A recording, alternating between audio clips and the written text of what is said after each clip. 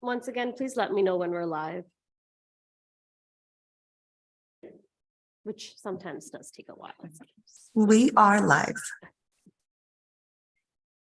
Good morning. I'm the Executive Director of the Public Design Commission, and welcome.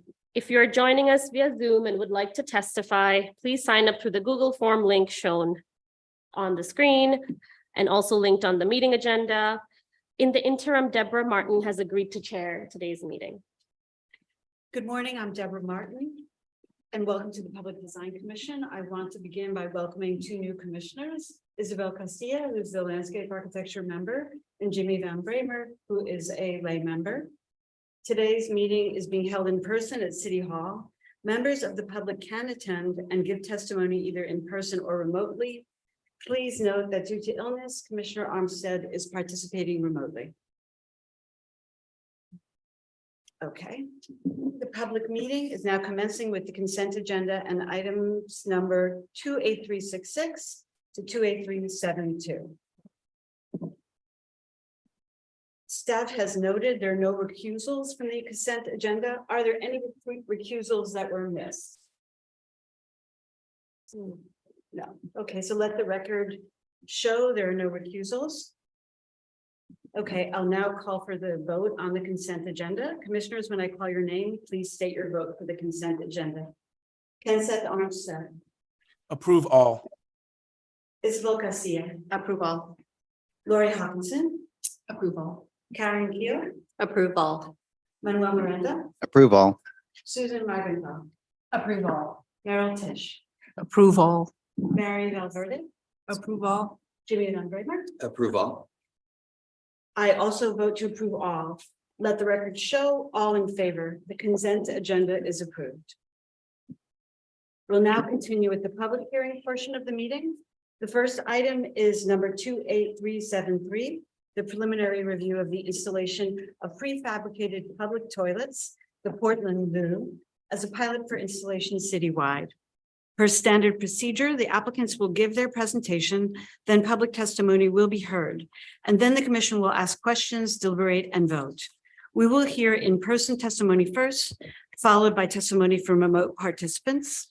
We can now proceed with the presentation.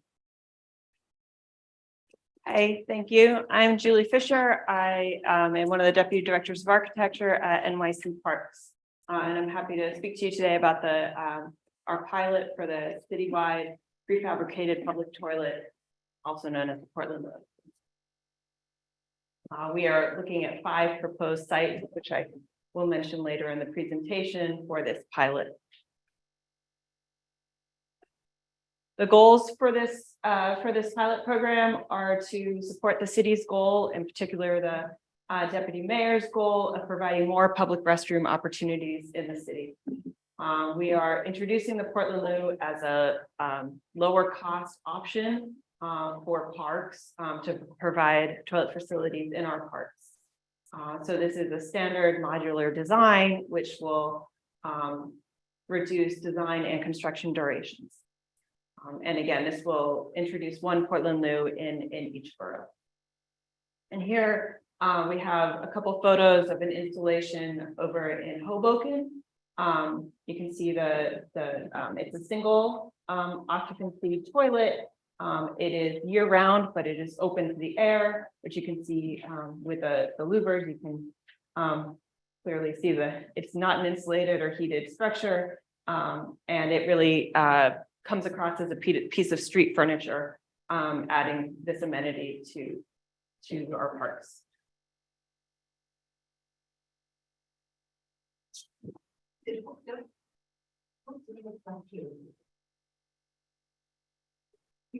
I'm sorry? Sure, I can go through that. Yeah. So again, it is a single occupancy ADA compliant toilet. It is connected to water, sewer, and electric. It is year round, so all of the water piping is heat traced. It does have a hand wash station that is available seasonally, and hand sanitizer is available year round. It does have lighting so that it can be used at night. And again, it's designed for urban environments and has louvers to provide airflow. The louvers they provide privacy to the occupant, but you can always see if someone is in there, you can see their feet. More than one person in the loo, which provides security for the loo. The door is locking, but can be unlocked by parks personnel in the event of an emergency with a key. The siting criteria for these loos are focused on keeping the utilities short and keeping it close to streets and a lot of pedestrian traffic for security. And clear sight lines and lighting is important. The loo itself has interior lighting, but does not have exterior lighting. And I will clarify that a lot of the photos show a large graphic on the door, but that is no longer provided by the loo, and we would not put that graphic on the door.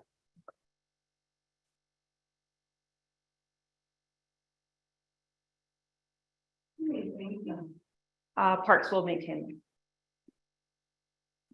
Just want to understand the siting very well. Issues around security.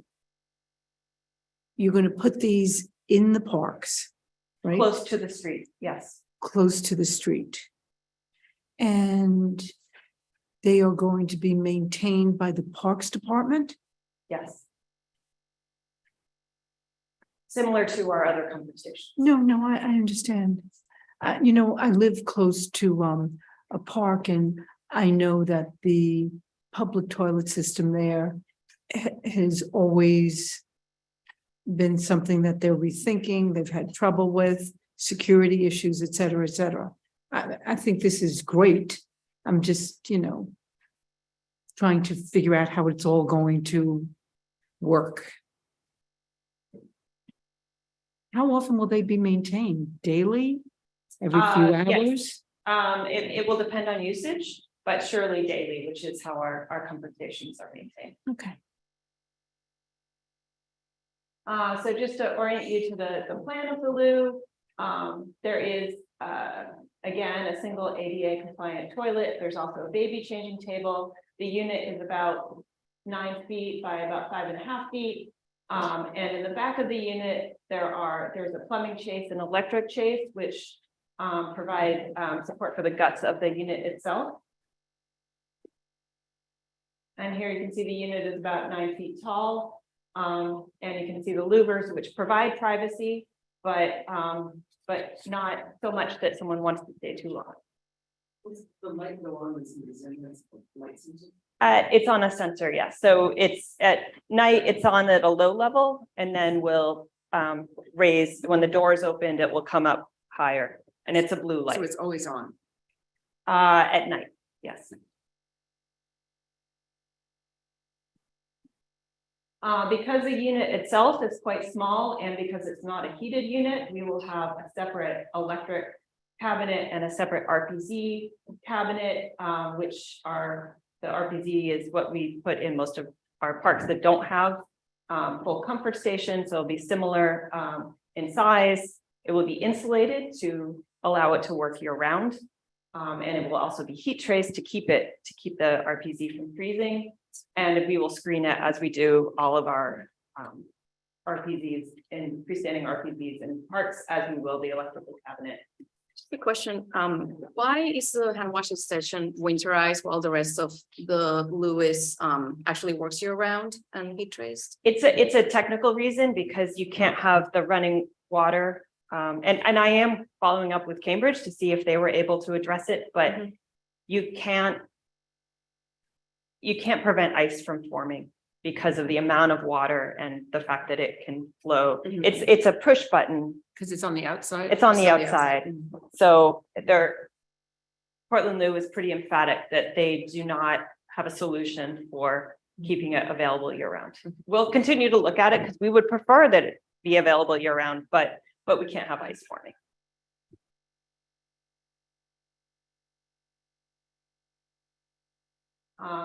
And here in a section, you can see the relationship between the utility cabinets, the loo, and the utilities out on the street.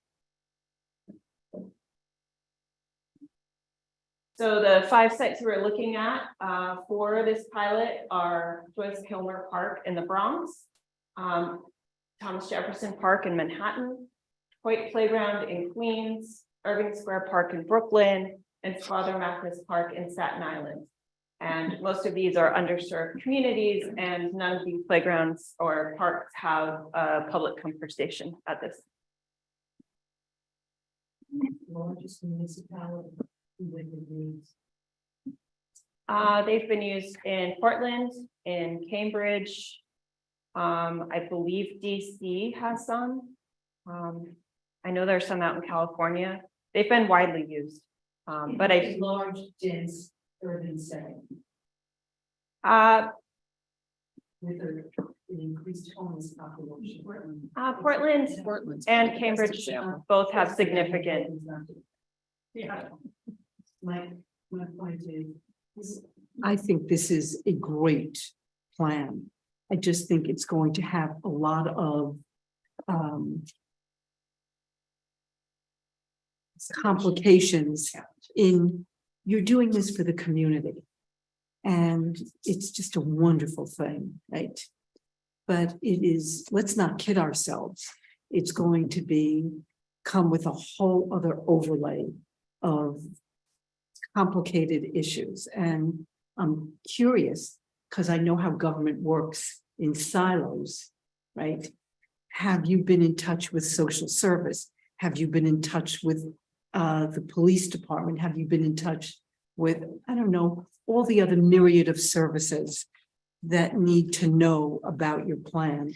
Or is this something that's, I don't know. I mean, this is part of a citywide effort. I understand. Parks and DOT are both adding toilets, and I'm not making light of your concerns, but we are dealing with, they're not that different from the issues that we deal with in our regular conversations.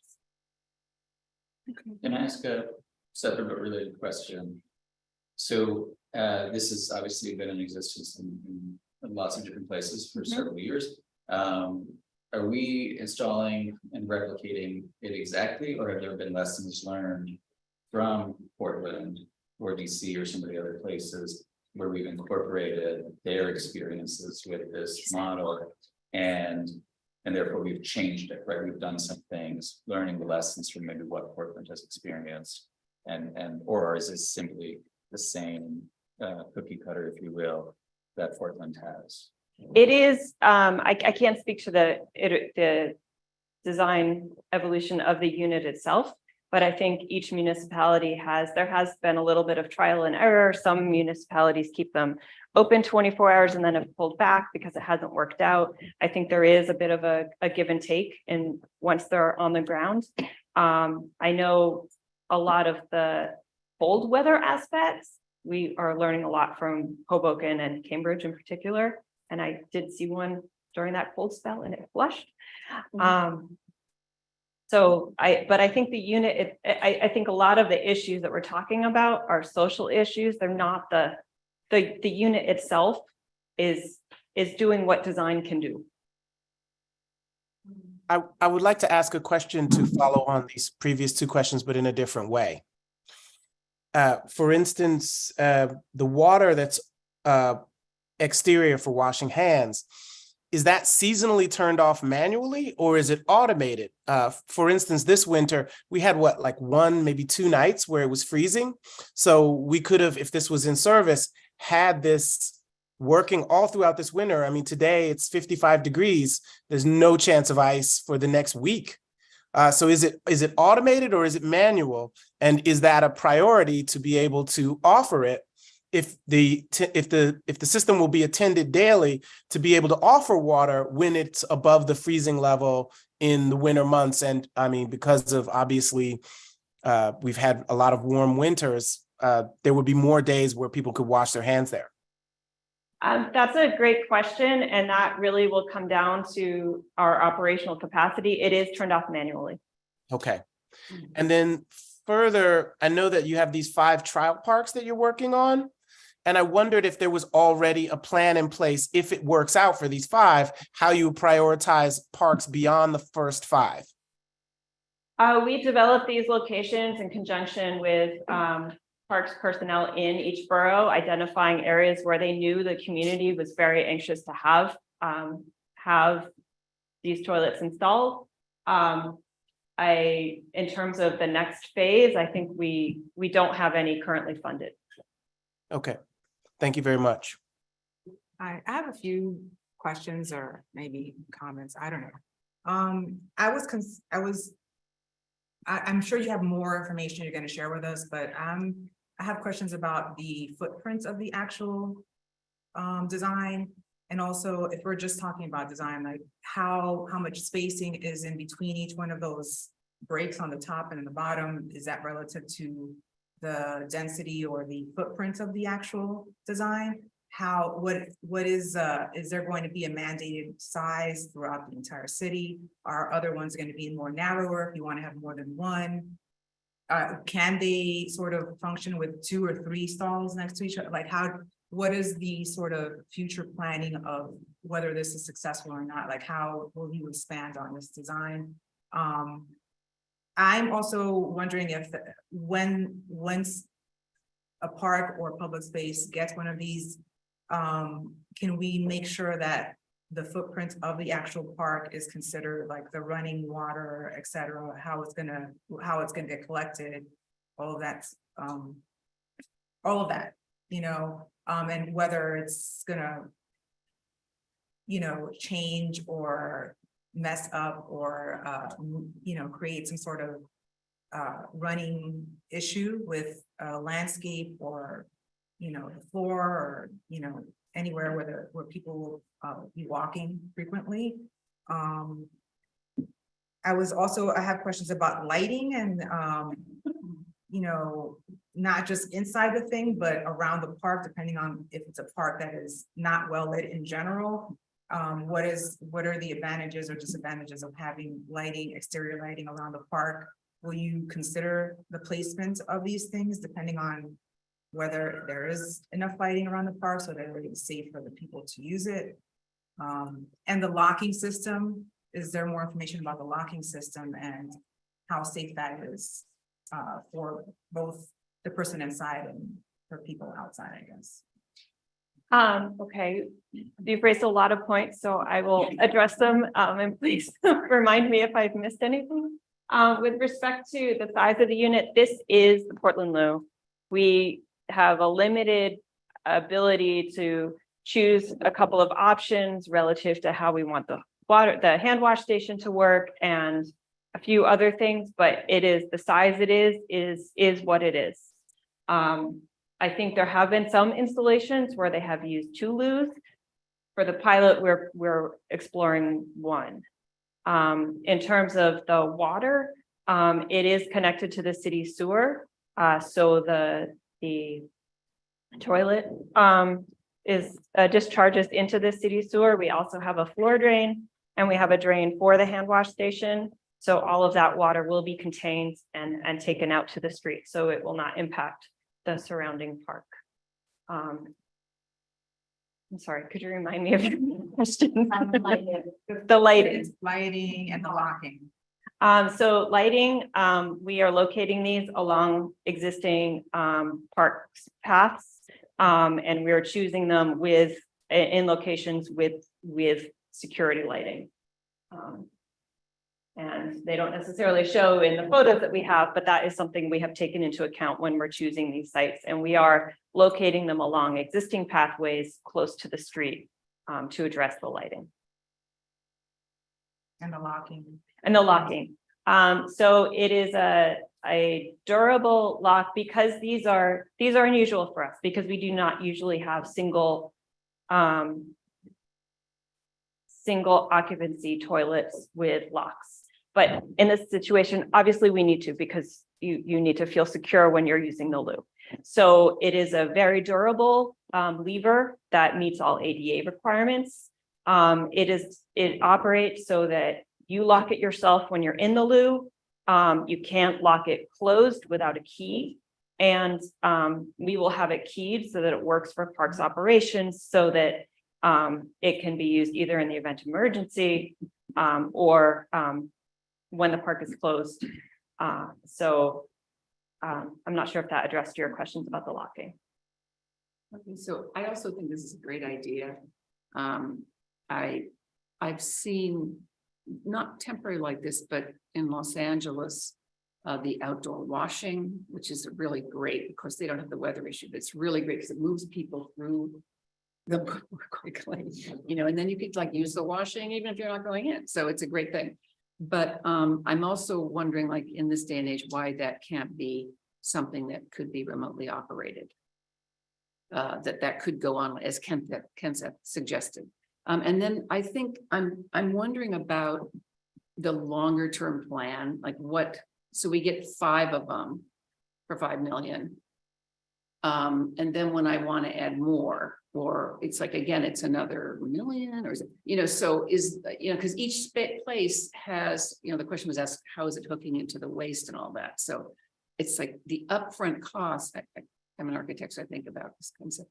You know, it's expensive. Like you're always thinking, like, what do I hook my plumbing to? What's it next to? All of that. And I know you guys are thinking about that. So how would you know, just the ganging of them seems very important when I think about the one I go by in Grand Central, Times Square, sorry, where it's always waiting, you know, between the R and the 1 where I'm transferring all the time. There's like a big line all the time. And I'm thinking, oh, there's gonna be a line here. Gonna be a line. So they're gonna want, people need more. So I just like, how are you thinking of rolling these out? What's the plan beyond the 5? You know, could these locations receive more because the waistline? Yes, it could. We think, you know, just how, I just think that's an important thing. Obviously, you think about these things, you know. Yes, and a lot of the cost is in the And utility. because of the number of stalls, just the one-off Yeah. thing, that's really, you know, difficult to, you know, wrap my head around. I think we have a lot of technical challenges to solve, which is why we're doing 1 per site, 1 per borough, because we have to start somewhere and we have to see how it works for New York City. It is New York City has its own challenges.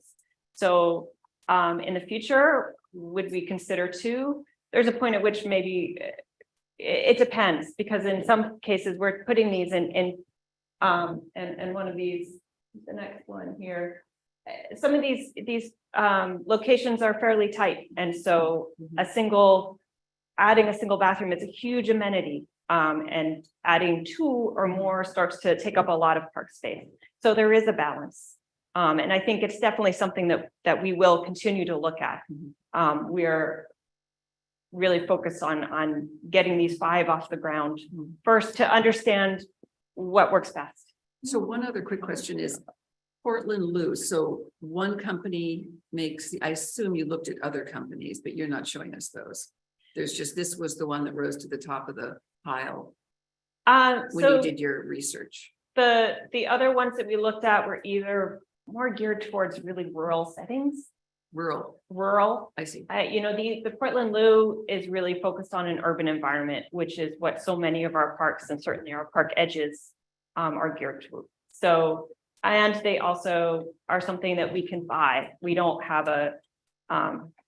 they don't come with a maintenance contract, which some of the other options require. So there is we did a lot of research into other options, but the Portland Loo, in terms of price, durability, and suitability for the urban environment was the clear winner. I, like my fellow commissioners, obviously need this desperately and glad that Parks is doing it. I'm wondering what your plans are to collect usage data so that that can guide siting in the future. Because, for example, I know Thomas Jefferson Park is very far east and it will likely have far less usage and require maybe less maintenance than, say, the one that's right near the courthouse in the Bronx. So I'm wondering, like, is there some way to know how many folks use it and therefore think about siting from that perspective? That's a great question. I think that people out in each borough who maintain those parks and are very closely tied to the parks have a pretty good sense of what locations are going to work well. But of course, I think we will see how that happens in reality. And we did present to 2 community boards already, one of which was Tom Jefferson Park. And they are very happy to be getting Oh, of this course. amenity. Oh, yeah, every Yes. park will want one. Yes. No, I'm just wondering, like, given that the cost, as Lori mentioned, and that this could become, let's say, our prototypical loo in our parks, we will have to be strategic about where we site them. So I'm just wondering if there's a way to attach some kind of device to it that just measures how many times folks go in and out, so that we can think about like density and overlay density with siting. That's a great idea and something we can certainly look into. Yeah. Is it possible for you to consider sharing the other designs? Because we are the design commission, and frankly, this is not the most attractive instrument I've seen. So if the city of New York is going to invest millions of dollars for this prototype, and we're looking forward to making this a consistent effort for the city and the parks, I think that we should be able to ask for some sort of update of the design, because it doesn't seem like it's neither the most efficient or the most attractive iteration of something like this, since we're investing all this water and plumbing and facilities engineering for the city. Would it make sense for you to bring other types of design for us to consider? Perhaps, maybe 2 washing stations outside of the toilet, instead of just one, so that we're making the most out of all this plumbing and engineering and I guess investments that the city's doing.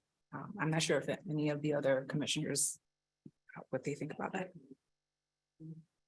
I agree with, I was not going to go to the aesthetics, but I would definitely agree. I find it hard to believe that's state of the art, but can I think of what's around Europe and other places? But I know we need these, so I'm so sympathetic to your issues here. So I'm torn about harping on the aesthetics, but Commissioner. Is there a pre-existing benchmarking document that you guys produced before selecting this one? Hi, can you hear me? You can. Sorry. I'm Sheena Brand. I'm Parks' PDC liaison. Thank you so much for all of these really thoughtful. Sorry, I'm Sheena Brand, Parks' PDC liaison. So I see all the projects that go through Parks.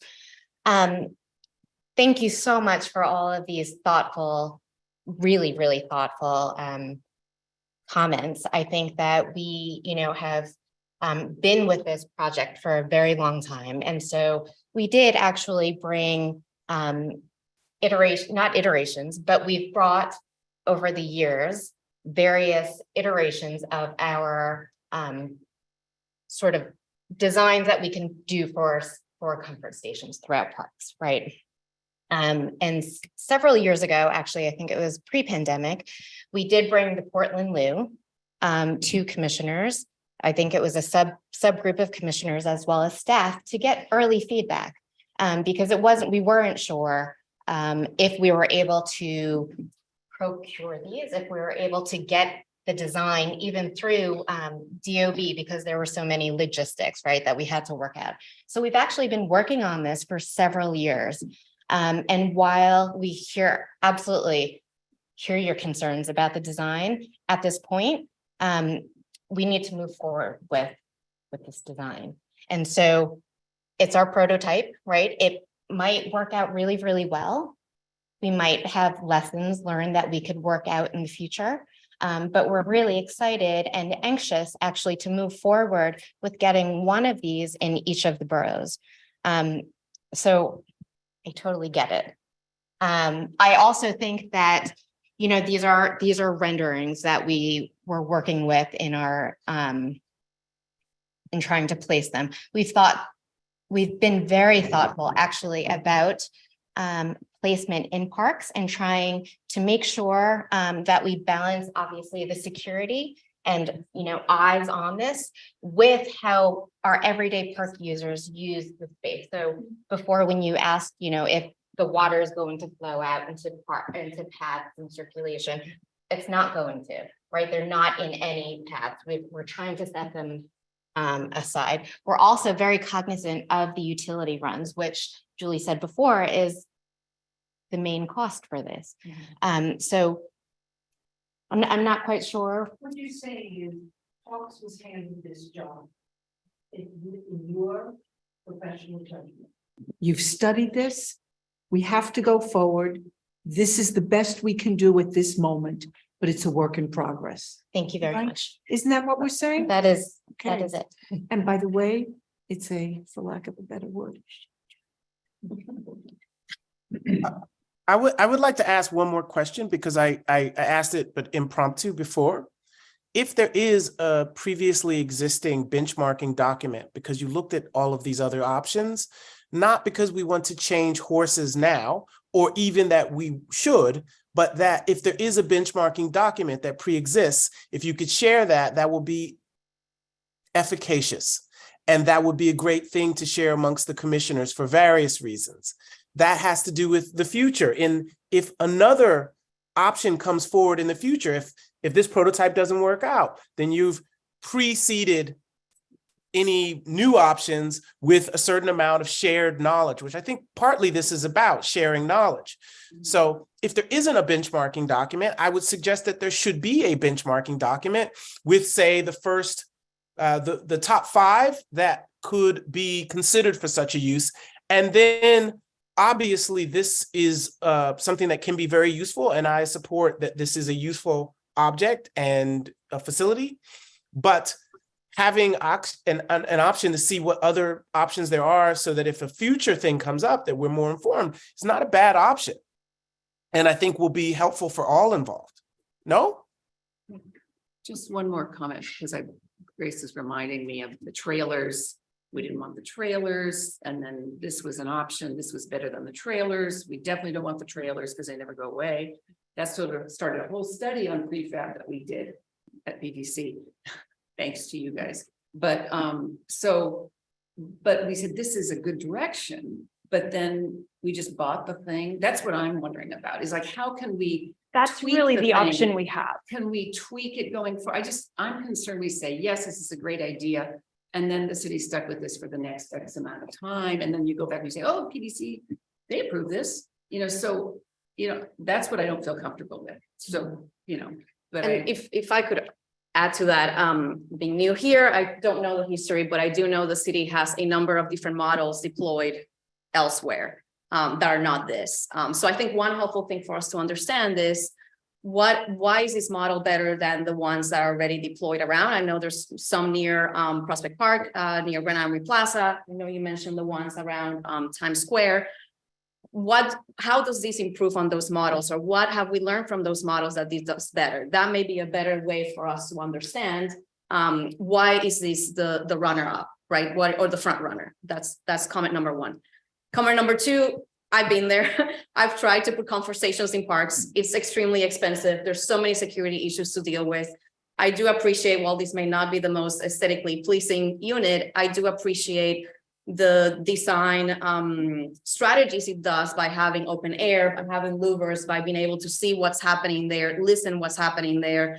I think it gives you a greater level of comfort that is being used properly, as opposed to improperly. So I think that's some good design items it has. And again, looking at other options, do other options offer something similar, or they do not? And that's one of the attributes that you see here from a safety perspective. That would be helpful to understand.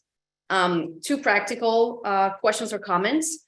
I think I'm still struck by the winterizing issue.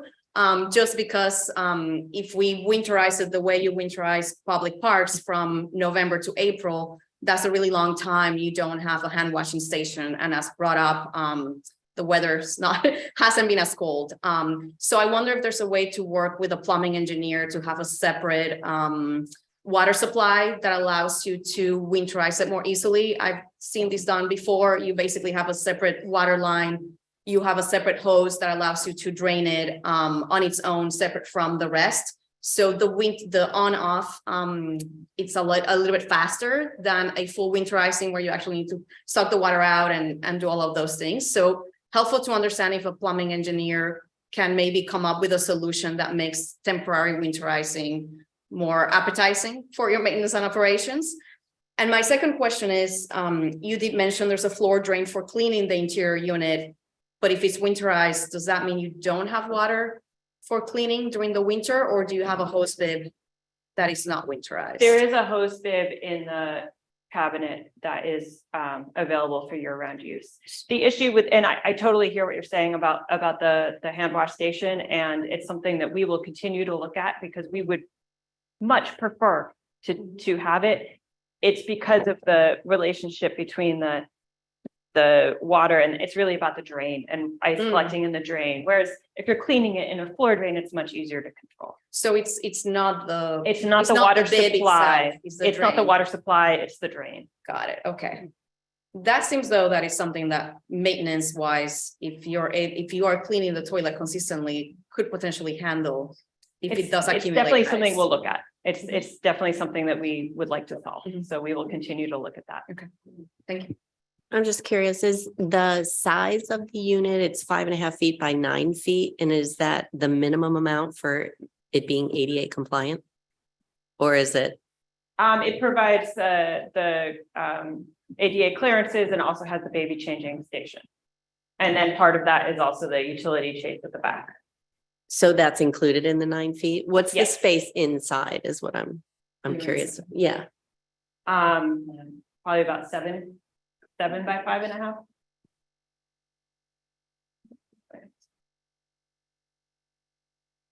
Yeah, this is about 2 feet here.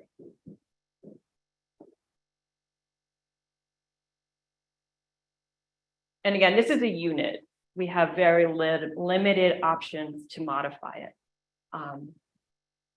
That's Well, isn't that like the problem then, that you can't modify it? I mean, that to me is problematic. It's also something that keeps the cost as a unit relatively low. So I think what we can do is absolutely, and to address Kenseth's comments before, we did do our studies. I don't know if we have a briefing document set up, but we can absolutely get you more information on the studies and why we think that this unit works for us right now.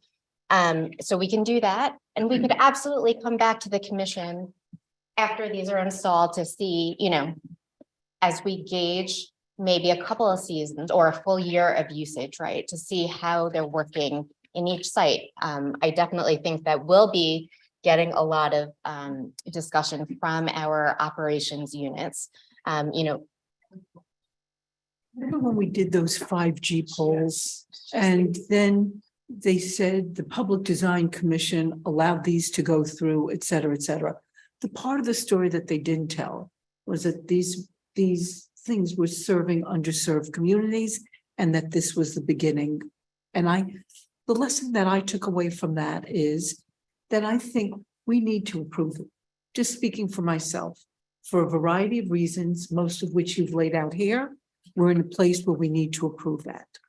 I believe, however, that there should be an asterisk, that the Public Design Committee should say the condition of approval, or however the language we want to use, is based on your ability to come back to us with an update, so that listing some of the concerns, I think in careful language, because these are public documents, and then just saying we will be briefed on expansions, et cetera, and the efficacy of how these units are working.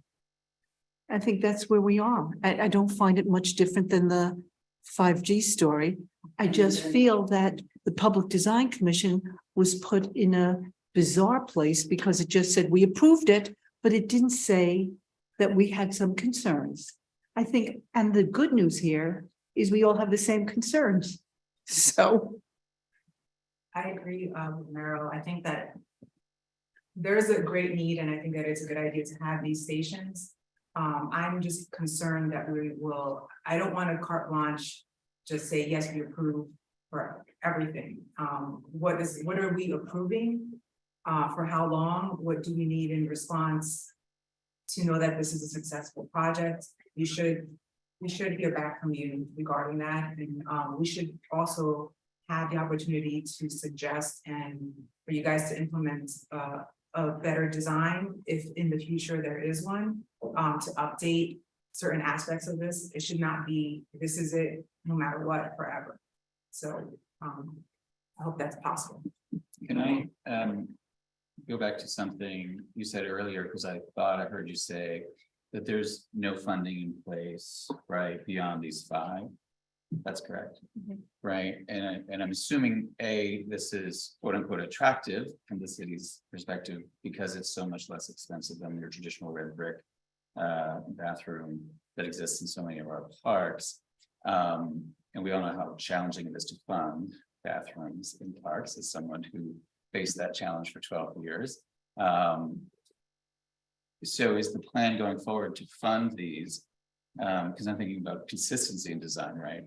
Also that we're not having so many different versions of this out there, but with no funding in place, are we going back to that same traditional route of council members funding these in their districts? Or is there a different plan to fund them, given that there's so much less expensive than what we've been looking at for traditional bathrooms? That's a great question, and I'm not sure that I'm able to answer it. I think I see this as one of the tools in our arsenal for providing restrooms in parks. This isn't going to replace our comfort stations, but these are a good option in certain locations. But in terms of how funding will work going forward, unfortunately I can't speak to that. So if you had a council member who did very well in a particular budget year and absolutely loved the traditional red brick and wanted to build one, you're going to get that. Well, Meryl, that's why I never funded a toilet in my 12 years as a council member. Just too much money, right? But you would still build those if you did get that. But then in the absence of that, you would do this. And it's all site specific also, right? So there are standard 20 by 20s, they're big. They take up a lot of space. So it's again, balancing what the site can hold, what the community wants in a site.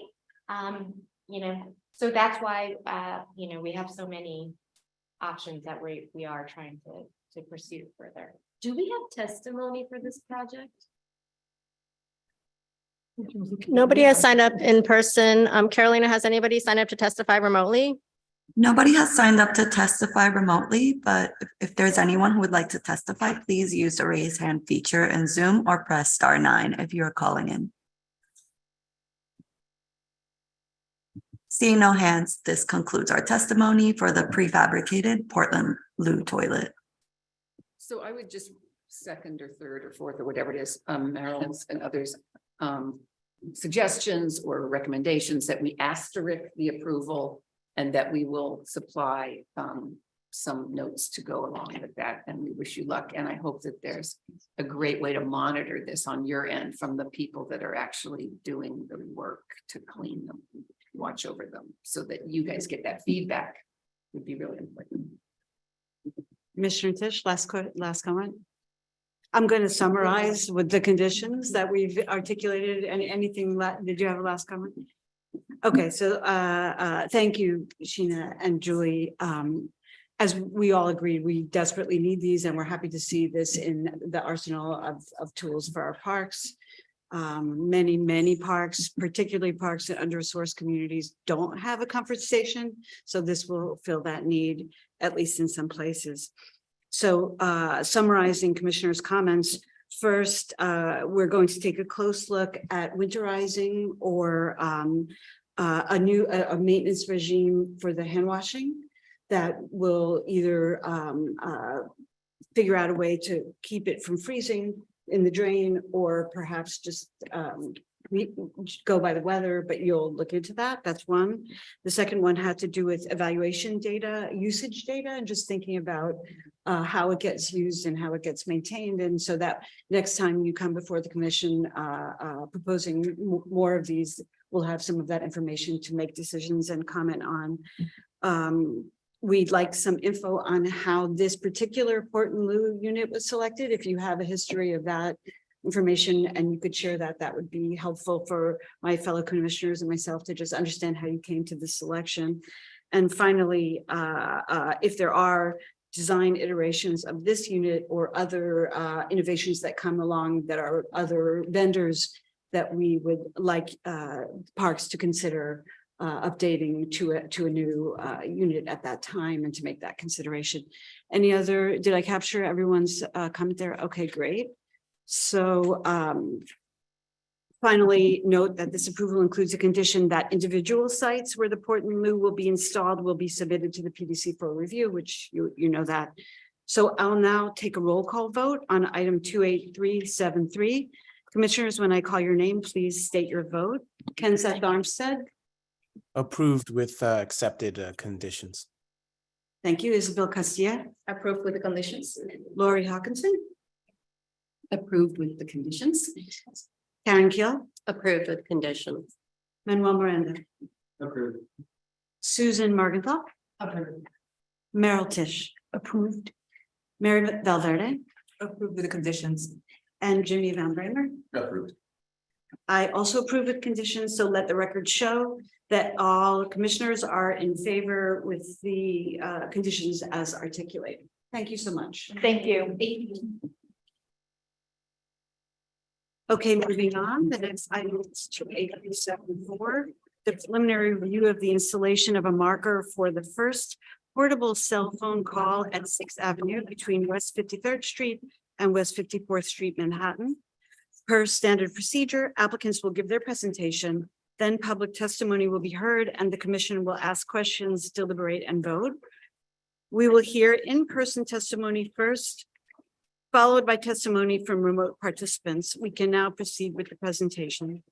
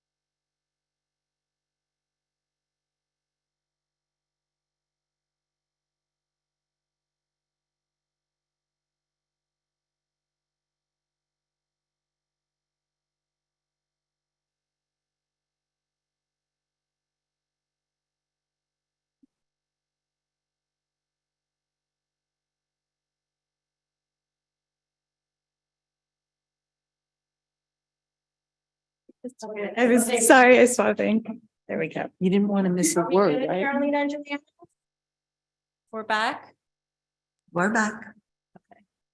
Just state the presentation.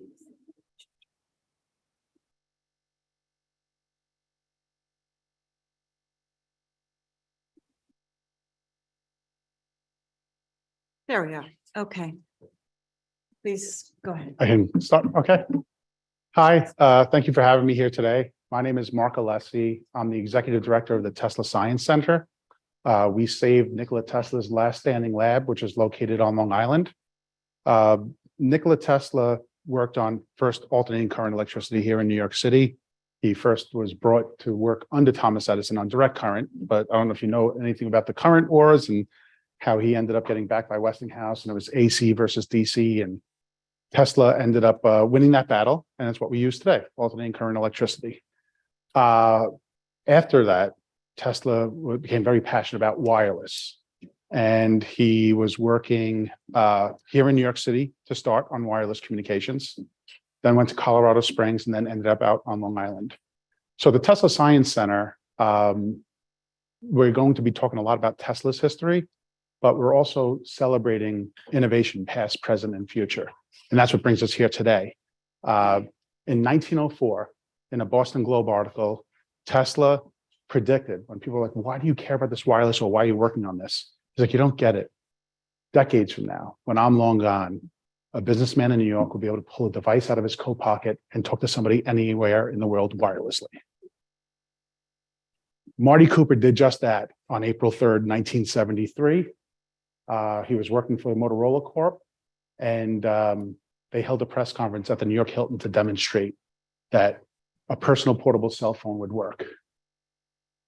Understanding this history, so AT&T was a dominant telecommunications company, had the monopoly on copper in our homes, and they built some of the first cellular networks, which using cells that you can pass from when you're using your car phone that AT&T developed, using part of the components from Motorola. So there was a little bit of synergy between the two companies. When AT&T was getting ready to do the next generation car phone, they were asking the FCC for a monopoly, saying, we're making this investment, we should be able to reap this reward. And Marty Cooper convinced Motorola that we should be looking at the personal portable cell phone as well, and that will not happen if they get a monopoly and they only concentrate on the car phone. So he convinced Motorola to let him go and basically testify at the FCC that there should not be a monopoly, that there should be a competitive market, and that we should be looking at the personal portable cell phone. Now understand, a lot of folks didn't think the personal portable cell phone would be feasible from a technological standpoint and or from a market standpoint. Basically, everybody said nobody's going to want to carry a phone around with them. Marty Cooper knew that that was not the case. So he went to the FCC hearing. He was basically had 6 months between hearing number 1 and hearing number 2. He convinced Motorola to let him do a moonshot program, pull people from every single team and try to bring down the size of the phone from a big, huge box that had to be in a car trunk to something that you could carry around. And the rest is history. Actually, went too fast. They held the press conference at the New York Hilton in Midtown on 6th Avenue. And in front of the press corps, he walked outside and put it on the call to Bell Labs and said, guess what I'm calling you from? A personal portable cell phone. It works. And the rest is history. We cut the cord that day. Without this innovation, a lot of the technologies that we've come to depend on today would not exist. A lot of the apps that we use, GPS, it was cutting the cord and reducing the size of that personal communication that helped us get on this path. Obviously, there's other innovations that have happened since then. You probably received testimony from Vint Cerf, one of the fathers of the internet, who now works at Google. But Vint felt that, and I think he's written that this innovation was one of the game-changing innovations in our human history that has transformed our lives. So who is Martin Cooper? He's not a household name, but he was a radio engineer in the US Navy. When he came out of the service, he got involved with radio technology at Motorola. He helped bring the first police walkie-talkies that were personal walkie-talkies. I was just talking with one of the historians outside. There is wireless communication in the field in the Army, but it was big boxes and a lot of equipment that you had to carry around with you. They were able to bring that down to a certain size. They tested it in the University of Chicago with the police department. And what Marty saw in 1967 was when it was time to get those radios back, police would not give them up. Once you had that personal portable communication, it was safety. It was an extension of yourself. He also brought the first hospital pagers to market. And again, saw the same thing when doctors had to turn in those pages in early 1970 or 71. They did not want to give it up. So that's why he got so passionate, knowing that a personal portable cell phone was a game changer.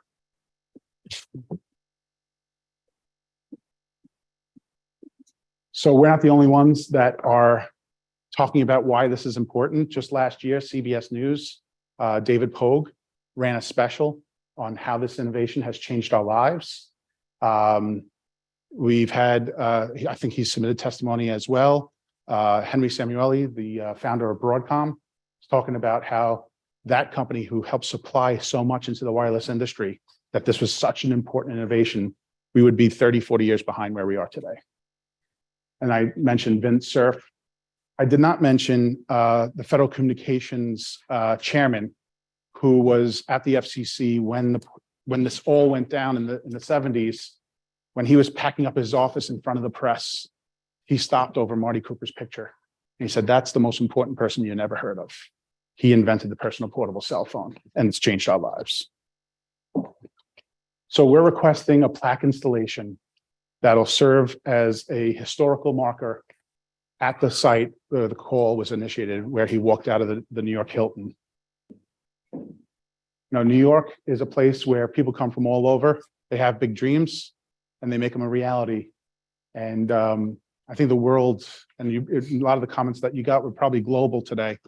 The world appreciates the kind of innovation that happens here in New York City, and we want to celebrate that. I have, I don't know how much time I have, but I have some testimony. He wasn't going to be able to make it here today, but Ted Rappaport, who is the head of NYU Wireless, if I could read this into the record. He says, "New York City has led the world in communication since the birth of the telegraph. In the early 1800s, when NYU professor Samuel Morse created the telegraph and the Morse code in an effort to provide instant communications via wireless.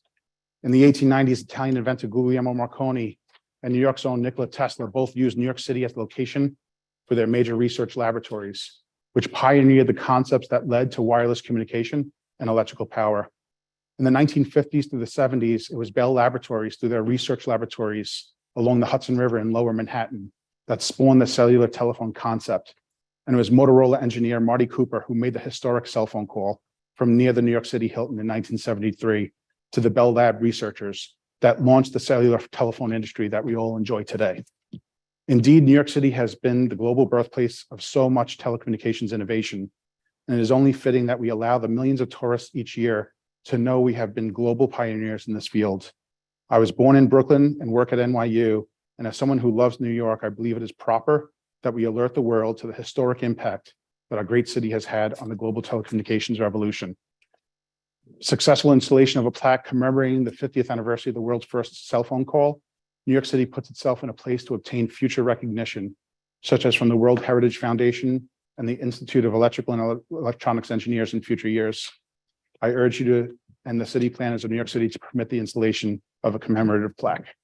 Ted Rappaport, professor of electrical engineering, founder of NYU Wireless.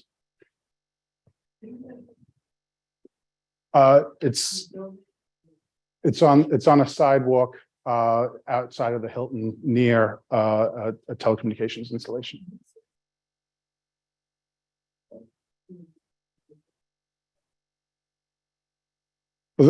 Right now, it's on the sidewalk and not in the building, so it wouldn't be affected.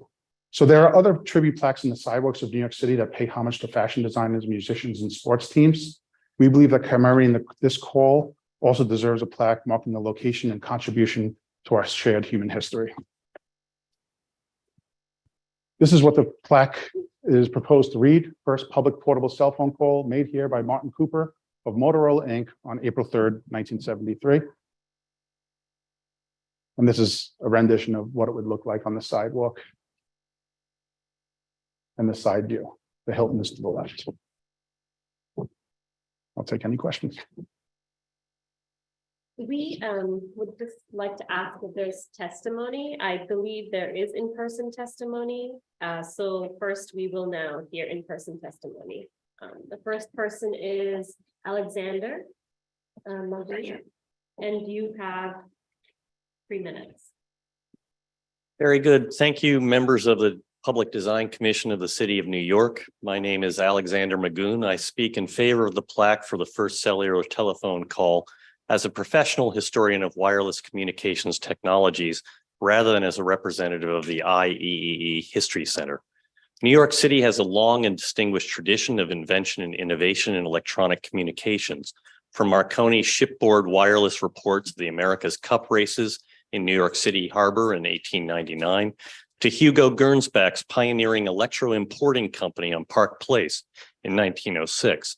From Lee DeForest's radio telephone broadcast, the Metropolitan Opera in 1910, to Edwin Howard Armstrong circuits at Columbia University that enabled AM and FM broadcasting. From the electronic network research of the Bell Telephone Laboratories on Murray Hill to RCA's introduction of scheduled electronic television at the New York World's Fair in 1939. 25 years later, RCA Chairman David Sarnoff predicted a handheld device that would make it, quote, possible by the end of the century to communicate with anyone, anywhere, at any time by voice, sight, or written message. He was speaking based on what he knew of current and future electronic technological development. Martin Cooper's cellular telephone call on 6th Avenue was the first step fulfilling that forecast, and it would honor one of the world's greatest cities to recognize that landmark status. Thank you. Is there any more in-person testimony? Hearing none, I just also want to point out we received over 100 letters in support over the weekend on this. Carolina, do we have remote testimony? Yes, we have remote testimony. Theodora Scarato, if you could please unmute, and then we have testimony following by Odette Wilkins, but Theodora Scarato. Thank you so much. I'm Theodora Scarato, Executive Director to Environmental Health Trust. And in 2021, our organization, a scientific think tank, received our final verdict in our case, our lawsuit against the FCC regarding their outdated human exposure limits for wireless radiation, cell phone, cell tower. Design should solve problems, not perpetuate them. The U.S. Court of Appeals, the D.C. Circuit, found the FCC to have been arbitrary and capricious as it ignored record evidence indicating harmful effects from wireless radiation. And the FCC was ordered by the court to show how their 1996 exposure limits protected children, wildlife, and how it addressed effects of long-term exposure. Now, back in the and the FCC has not responded. In the 1990s, when the first reports came that wireless radiation could damage DNA, from the laboratory of Dr. Henry Lyons Singh, the wireless industry developed a PR plan to cast doubt on the study. The strategy, which was coined by Motorola in a memo released by Microwave News, was, and I quote, wargaming the science. It laid out efforts which, in my opinion, were intended to discredit the researchers, minimize the findings, and calm the public. They said, I think we have sufficiently wargamed the Lyons-Singh issue, referring to the science showing DNA damage. Now, this strategy remains well-funded and alive to this day. There has been numerous studies. Dr. Henry Lai recently released results from a compilation of published research, and he found the preponderance of studies do in fact show effects. 91% of the 288 on oxidative stress since 1997 reported significant effects. 68% of the 423 on genetic effects published since 1990 reported significant effects. The National Toxicology Program $30 million study found genotoxicity from wireless frequencies, and yet the findings have been repeatedly attacked as on rats, not on humans, and other reasons which have been considered unfounded by the NIH researchers who did the studies themselves. Hundreds of studies show harm and at levels below FCC limits. The case of 5G and cell tower radiation in cell phones exemplifies the issue of a regulatory gap. There's no environmental monitoring, no compliance, nor enforcement program, nor any federal agency with health expertise with funded activities that is monitoring the health effects of 5G and cell tower networks. None. No one's watching the store. At the federal level, there was no pre-market safety testing, no post-market surveillance for health effects from long-term exposure. There's no federal research review that's considered the entirety, the totality of the up-to-date science, one that assesses, do FCC limits adequately protect the public, not by the EPA, the CDC, NCI, WHO, or American Cancer Society. And a Harvard investigation on the report called Captured Agency found the FCC is captured by the wireless industry, and that it exemplifies the concept of a revolving door between industry and government, and that the industry is using big tobacco tactics. So I would urge you to rethink what design is for and what can it serve.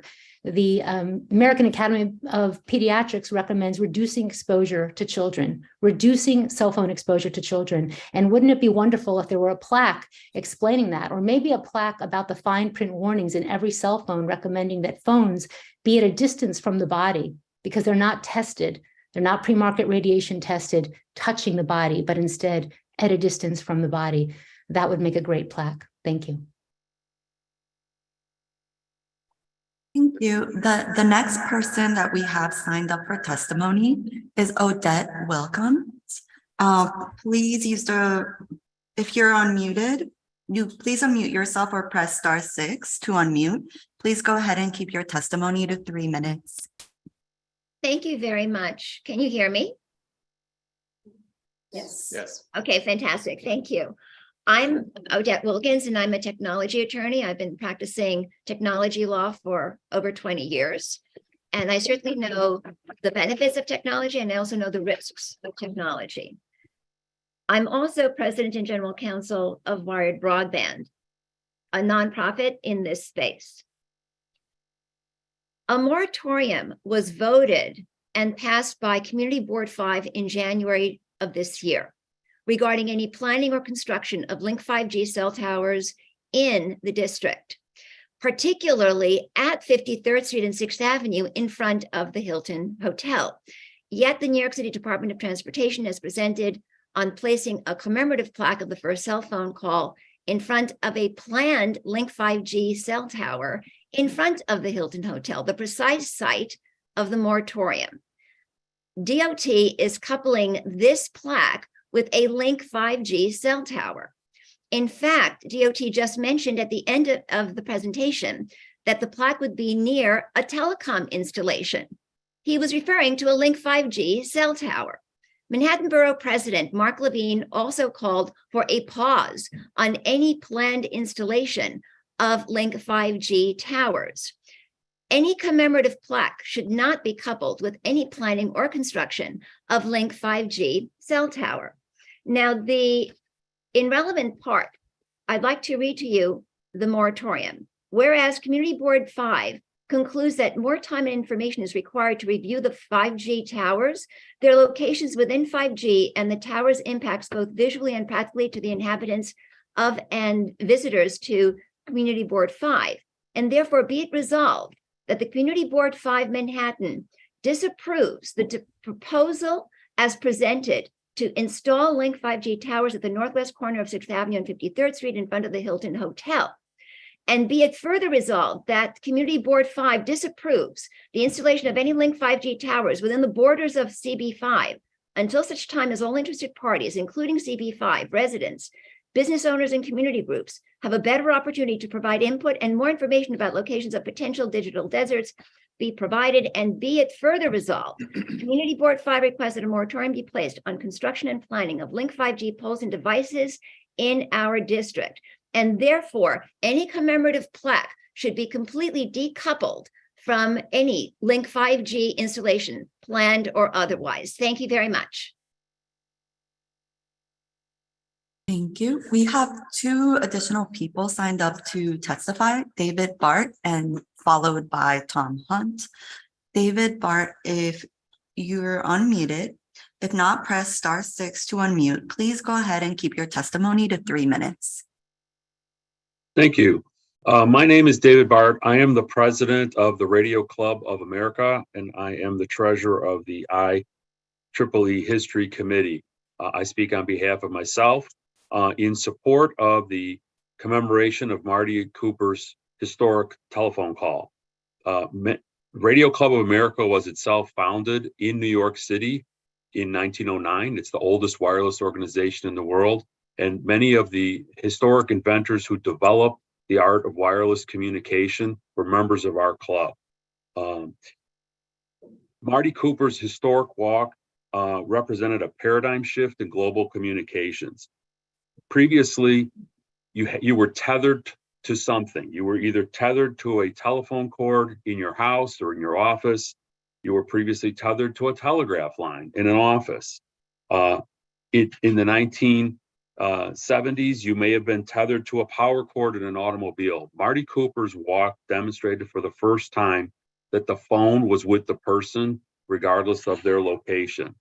He demonstrated a wireless world could exist.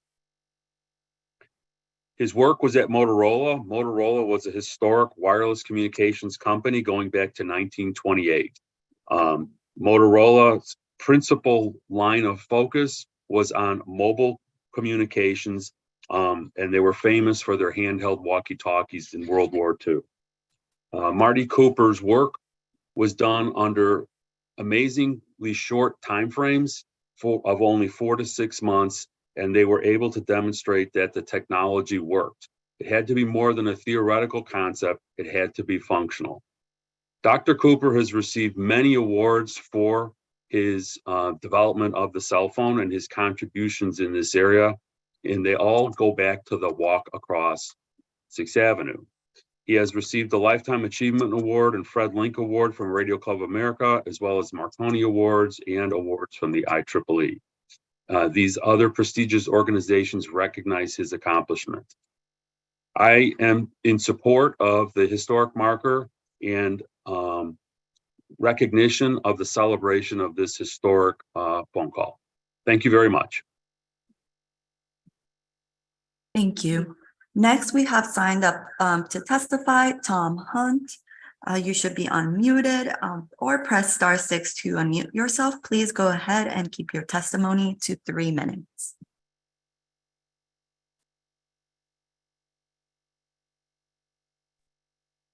Good morning, everyone, and thank you for allowing us the opportunity to speak here today. My name is Tom Hunt with the Wireless Communications Alliance. And we're speaking in support of the plaque. On April 3rd, 1973, Motorola publicly demonstrated the world's first portable cellular telephone system. The first public calls using Motorola Dynatac technology occurred in New York City. Motorola engineers had been experimenting with radio communications in the 800 and 900 megahertz bands since the 60s. This watershed moment introduced a new era in communications. No longer were people calling homes or offices, but rather people. Thus, the mobile industry was born. This event happened on 6th Avenue in New York City near what is now the New York Hilton Hotel Midtown. The call was made while walking with a reporter who observed this call. The Wireless Communications Alliance, an organization that promotes, educates, and informs the industry of the happenings within the wireless industry, is fully supportive of a plaque marking the location of this historic event, but also for Dr. Martin Cooper, who made the call and is credited with the invention of the mobile phone, along with Motorola, who at the time spent over $100 million in developing the underlying cellular technology, which birthed the cellular industry. Thank you for your consideration and appreciate your time. Thank you. Is there anyone else who would like to testify? Please use the raise hand feature on Zoom or press *9 if you are calling in. Seeing no hands, this concludes our testimony for the marker for the first portable cell phone call on 6th Avenue. Thank you. Commissioners, do you have questions or comments? Just a clarified question, because I think one of the folks testifying said that the plaque is linked to the 5G. It's not, well, I'll let you answer, but it's cited in the sidewalk, but not connected. Yeah, but is the installation of the plaque completely connected to the installation of the 5G? No, so that tower is already sited and going in. We were just looking for basically the same corners, the corner of 6th and 53rd. So being the sidewalk is being cut there, we were able to get it put into the same place, but this is only about the plaque. Okay. That was my understanding. I was just clarifying based on something here. You mentioned other precedents, and I'm wondering if you have come across any precedents that mention a corporation like Motorola that's still doing business and would be perhaps benefit from such a Just, some of those examples are like sports teams. So they're still private entities and they're mentioned. So You mean like the World Series? World's, yeah, Yankees is that marketing? So that from my understanding, Motorola has been split into 2 different Motorola companies and they're not in this part of the industry. But that's the only one that I saw in New York City was the sports teams. And sorry, Commissioner. Nick Minotti from DOT. I would also point out that I guess the Fashion Walk of Fame and the Madison Avenue Walk of Fame likely make reference to current or still operating companies. I'd have to check actually the specific. Like Ralph Lauren, yeah. Does DOT have a perspective on this? I mean, generally speaking. Oh, sorry. Hi, and I could come into view. Yeah, please. Sorry. Thank you. Hi, Commissioners, good to see you, and new faces too, very nice. So generally speaking, we follow the Design Commission's guidelines in terms of historic markers when reviewing this with applicants. So we do get a number of these requests over the course of the year. Generally speaking, it has to be obviously an event that meets some of those basic criteria, right? It's been around for long enough. It pays homage to a significant event in New York City. So we did feel this one certainly rose to that level in terms of meeting those base level guidelines and why we advanced the proposal. Well, they'll come fix my air conditioner. Well, I think it's important to note too that Motorola was split into two and then each portion was purchased or, acquired. So it's, one part is owned by Lenovo, the other one's owned by Google, and I think Google ended up selling it as well. So it really just exists in name as a kind of like property, but the Motorola Inc. Sorry. I was saying that Motorola was split into two, but then each portion was acquired and merged with other companies. So one part was merged with Google, the other one was merged with Lenovo. So the name Motorola Inc. referred to in the plaque doesn't really exist, only a name. I wonder if either or both of you could speak to the guidelines, you mentioned the guidelines, and the guidelines are, among the guidelines are that a professional historian, I understand this gentleman, is established the significance of the event being commemorated.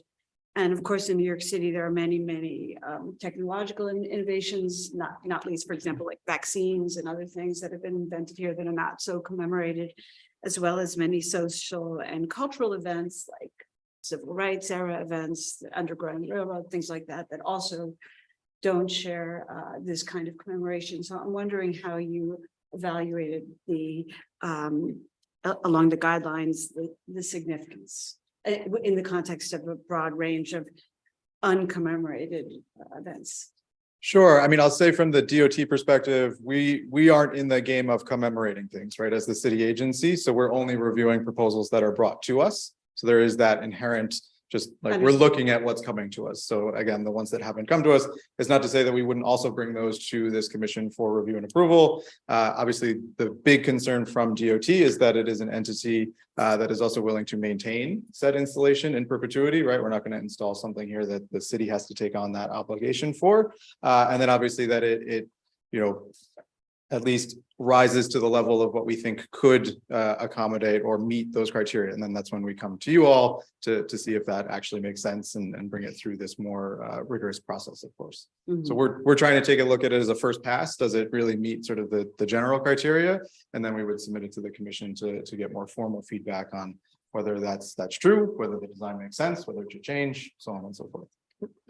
If I may, so as someone that's involved with innovation in New York State in general, when I see a history like this, or if it's at a building, I feel that piece of history when I walk into that building. So a lot of the innovations you mentioned are actually at a lab, which is probably commemorated in that building. This is an opportunity for anybody that's visiting New York City or New York City residents to feel that history, that this is where the first portable cell phone call was initiated, on the street, on the sidewalk, and they can initiate a call there themselves. And there's just something about that I think is important.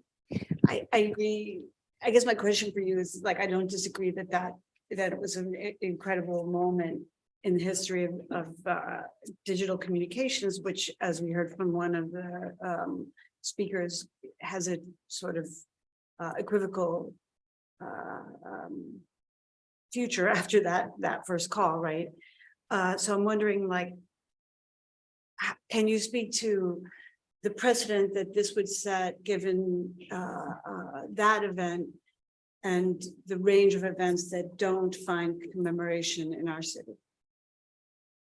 And the mentioning of a corporation that, regardless of whether it was acquired by others, corporations or not, is understood by the general public to be a corporation, and perhaps could be confusion that in some ways that mentioning it in a plaque like that is an endorsement. Yeah, I think those are all fair questions and certainly ones that we have as well. I think to Mark's point, the maybe one of the more unique aspects of this is that the event actually happened on a city sidewalk, right? Like the physical act occurred in the public right of way, right? And so having a marker along those lines, I think, is not inconsistent with other things that we see happening in the public right of way. For example, the Macy's Thanksgiving Day Parade has a plaque up on Central Park West commemorating all the volunteers that helped put that event on. Again, sort of a corporate entity to some extent in Macy's, but a very public and for the public good parade, right? It's in a historic district, so it didn't actually come through you all for approvals, but there is that kind of similar event. So I mean, again, I think as an agency, we are certainly willing to review all of these on a case-by-case basis, right? Like we have no choice but to.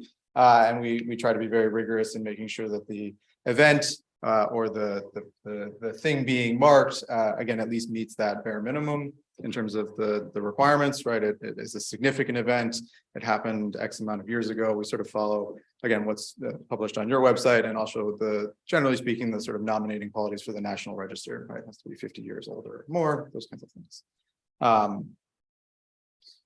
Does that, again, it's, I think, a tough one to answer. I totally understand where you're coming from. I think that's what this dialogue is for to some extent. I don't think that it's inappropriate. All I can say is that from the agency, we try to be as magnanimous as possible, right? We would review anything that came to us and then ultimately advance that through the process.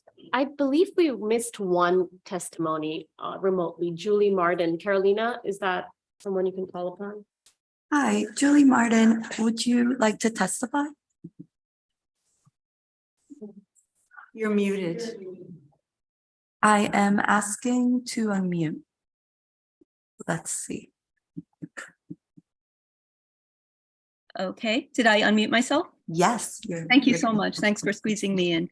I'm with New Yorkers for Wiretech, and we've been following the Link 5G rollout as well. And belatedly, unfortunately, there wasn't much great notice on the original Public Design Commission hearings on that whole project. But what I understood was that there was a bit of arm twisting going on. And one of the caveats for this to go forward was that you consult with the communities and see if they actually wanted these structures. So when I was a little surprised to hear that this actual structure was going forward, as that community board, as Odette Wilkins had notified you, had said that they did not want it. So I just wanted you to be aware of that. A lot of community boards across the city are not happy with these. They need more information. What Ms. Scarato had said, I mean, Dr. Lay and Dr. Singh's work, they saw, I'm so sorry. What they saw was damage to brain cells, either DNA breaks or dead cells, which means higher cancer rates or higher neurological effects.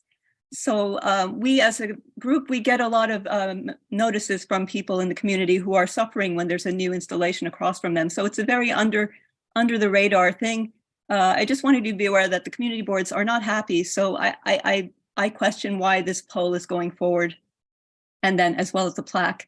I also disapprove of it because as long as there might be additional information added to rising glioblastomas, or the fact that the insurance industry doesn't insure against harms due to electromagnetic fields. These are all very serious questions, and questions the glorification of this technology. Thank you. It's as if we should put a plaque where the first cigarette was invented, something like that. Thank you. Thank you. Okay. Of course. Yeah, I want to just note that this hearing is about the installation of a marker to commemorate the first mobile phone call and not about the installation of 5G. And if I could make a point of information, I believe. So thank you for that clarification, because I just wanted to dispel that once and for all, right, that we are talking about voting on the plaque and not the tower, which is helpful. So from my personal perspective, for better or worse, I agree that this moment is historic and worthy of commemoration. As someone who uses their phone way too much, I'm not sure if we should thank Marty or ask him why he had to do it, but the question of precedent and underrepresentation, of course, is consequential for all of us.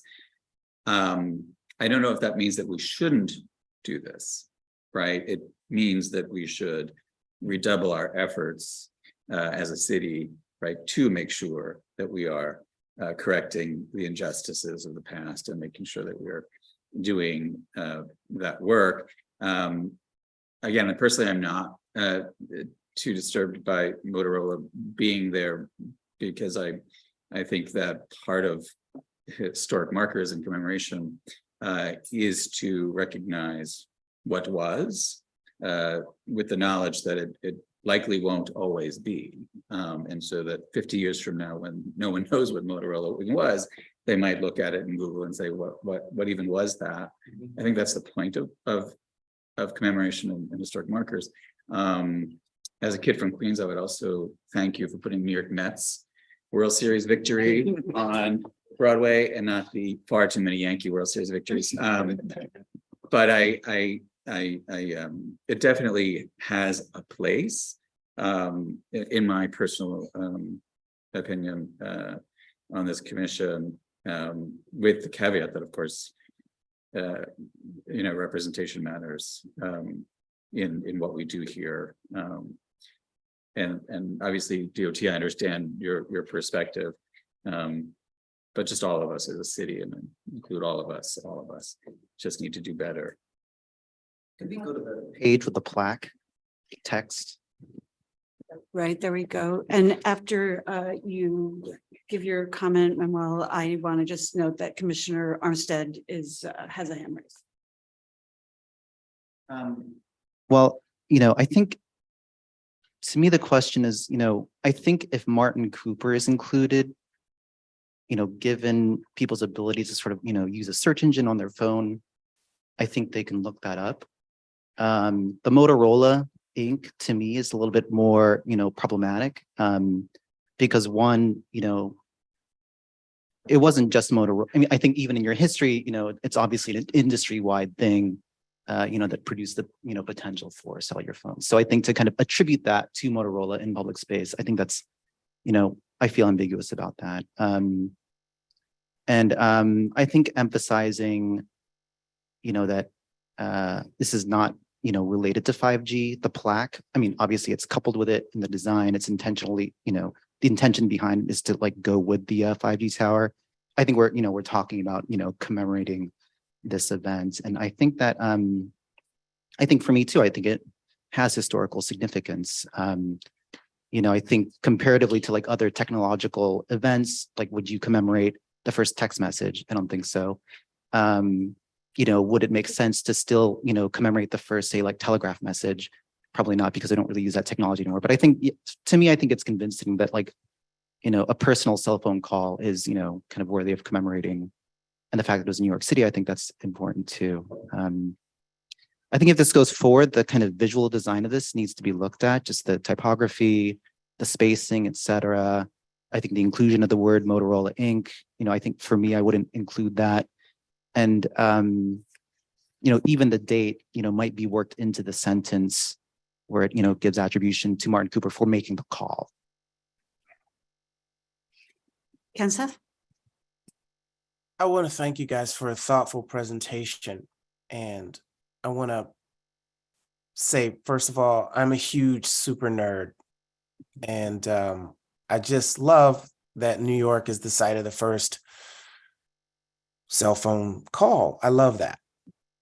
That said, I think that a marker that is a physical marker for a virtual analog event, it has the feeling of anachronism. And it also does seem somewhat arbitrary in that if someone wants to learn about this event, the way that they would do that at this moment in time, as Manuel quite reasonably spoke to, is that they would use the internet and digital technology. Further, even though we do have cell phone devices, hardly anybody makes a call on their cell phone, which is a subnote, but just that I personally never, my phone never rings. I never call anyone on my phone. It's there as a technology, and that's great, but it's a digital call now. It's not an analog event as it was in the beginning. I think, yes. No. But I just want to finish. I have a No, long. no, tell me what you Please. use if you don't use his phone. If you I don't- do use it. I do know. I use the phone every now and again for a phone call, but it's so rare. We are prohibited from honoring the living, and in particular, the Marty Cooper has the mention of that one individual as opposed to the community of people who developed the technology. I think is fundamentally, once again, to echo Manuel's comment, it's a bit misleading. And I do question any corporate branding on it. And then I would say, well, then why not mention AT&T who received the call? Or anyone else who worked on the development of these tech. And then I'm questioning the value of the plaque for both tourism, residents, and also on the cityscape itself. It'd be very hard for anybody to actually read it. And if someone did read it, they would be in the way of moving traffic on a dangerous intersection on 6th Avenue. It's one of the most busiest blocks in the city. And then as far as community value as a whole, is the community knowing that Marty Cooper did this or that Motorola did this, would the community be enriched on that site? You can barely visit it. If 10 people gathered there, it would cause a problem during rush hour. Then lastly, I think that if you're taking away most of the language on it because of its sort of being outside of our kind of general rule base, I think that it is starting out at aesthetically underwhelming, but it just seems like there's not enough there to make, if the first virtual phone call, the first, analog virtual call was made in Central Park at a place where people could gather, there could be events, there's a community element to it that has value to the site. This site is very difficult because it's a Hilton. And are we going to have conventions at the branded Hilton? I find many levels of this problematic. And so I fundamentally have a love of the topic of telephony, and you had me at Tesla because I'm a huge Tesla nerd. You had me. But I think that this particular way of celebrating this there in this way is not useful for New Yorkers or tourists or the community at large or the city. And I think that to reintroduce it in a way in a site, even a website dedicated just to this, to tell the whole story, would be more effective globally than this marker, which has to be cleaned, which has to be replaced if it's stepped on. I think it's a very odd way to celebrate something that should be free and accessible in the means that most people use to learn, which, the most used art history textbook now is a website. And it's just, the old books that people use, that they're not most used anymore. It's just not that way anymore. And I think that this falls into that category. It's an odd placement. It's an odd set of circumstances. It's slightly misleading. And I find it problematic from top to bottom, and I can't resolve those conflicts. But I want to thank you for a thoughtful presentation, and I enjoyed nerding out with you. And I love the idea that New York was the place of the first cell phone call. Thank you. I just want to follow on that. I don't think this is celebrating. I think it's marking. I think there was enough testimony, saying why this should not be celebrated. But I think as an historical marker, I think it's significant in that sense. But for me, at least, my interpretation is this is not celebratory. It's just marking. I was just going to thank you again for the presentation. Two things. So just the question of how we evaluate something that's a national register criteria for evaluating, right? There's this criteria out there, and then we've been given a list. And so, we aren't really the body that determines that. And so there was a question about historians, who the gentleman graciously came, he was a historian, but I mean, a historian in that area of expertise. So I'm wondering, like, when you look at kind of the larger picture of historical events, how does this fall? I mean, I would be very interested in just tabling this to kind of think about that a bit, number one. And number two, I think it's unfortunate that it's linked or even near that 5G cell tower, which I lament deeply here and feel I could add many words to that, but I won't because we're not talking about that. But I really think you're doing yourself a huge disservice having it there with that thing. Can I say, yeah, I mean, I think I'm responding from my own perspective, and I think I can, comment on the design of this, but I'm not sure that I could say that this is something that I would approve or I'm not sure that I have the expertise or authority to say that this is an historical event that should be marked. I can say from my perspective, it's interesting, but I would prefer that there's, another body that says, okay, let's mark this. We've set up the process. It's rigorous. We just want you to comment on the aesthetics or the wording, et cetera. But, to kind of commemorate it, I feel like there should be another body that, offers that expertise and like approval process. Is it possible, or is it considered normal or process to work with the Department of Cultural Affairs when it comes to placards, even if it is in a space like parks or DDC? Does it make sense when there are several other opportunities to commemorate and to give voice to that are important, that have happened historically in the city of New York? Would it be, would you consider like speaking to someone from Department of Cultural Affairs? Because I'm sure they have had this conversation with artists, with people wanting to commemorate and using their methods of vetting and process. I would also be in favor for perhaps tabling so that these things could be considered maybe with another layer of eyes and not just general historians, but a different kind of history or trajectory of the city of New York and how important certain things can be placard, or if not, maybe Department of Cultural Affairs can make a suggestion for other ways to commemorate via, their library or via, some very art piece, etc. Or maybe in addition to some sort of lecture at the public libraries. So, I mean, I can respond that we're obviously happy to talk to our colleagues at Cultural Affairs, at least from a historical perspective. We haven't done that for plaques that are out there today, right? So it would be a different process. That's obviously totally fine. I don't think that that's a bad thing at all. We would just have to see where that goes. I don't know what Cultural Affairs take would be either in terms of whether they want to get in this game to some extent. Obviously, they have a lot to deal with too. So I just wanted to sort of lay that out as some context. Please. Have you considered putting information in the kiosk that is right there, that 5G? The electric, box, that's the 5G. Right, link, yeah. Not the tower itself, but She means NYC information box that goes, just putting that information in about this event in that box.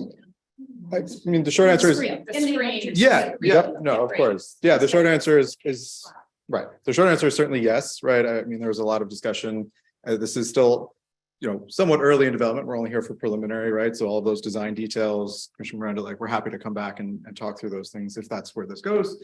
And certainly we looked at that as well. Again, I think it's a question to some extent of, how do you engage with New Yorkers? How should this event be marked? I think there's differing opinions in what makes the most sense. And certainly the precedent we have out there is more along the lines of this, right? Like at least in sort of our major corridors, Broadway, Madison, 7th. So there's that sort of history that we were pulling on, which informed this. Great.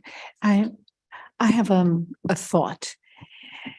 I'm ignorant about other plaques that are around the city, and we're making conclusions about things that I don't know very much about. I would love to have some context for other plaques that have been done. And so I think that combined with fixing the aesthetics of this particular design would be a great first step.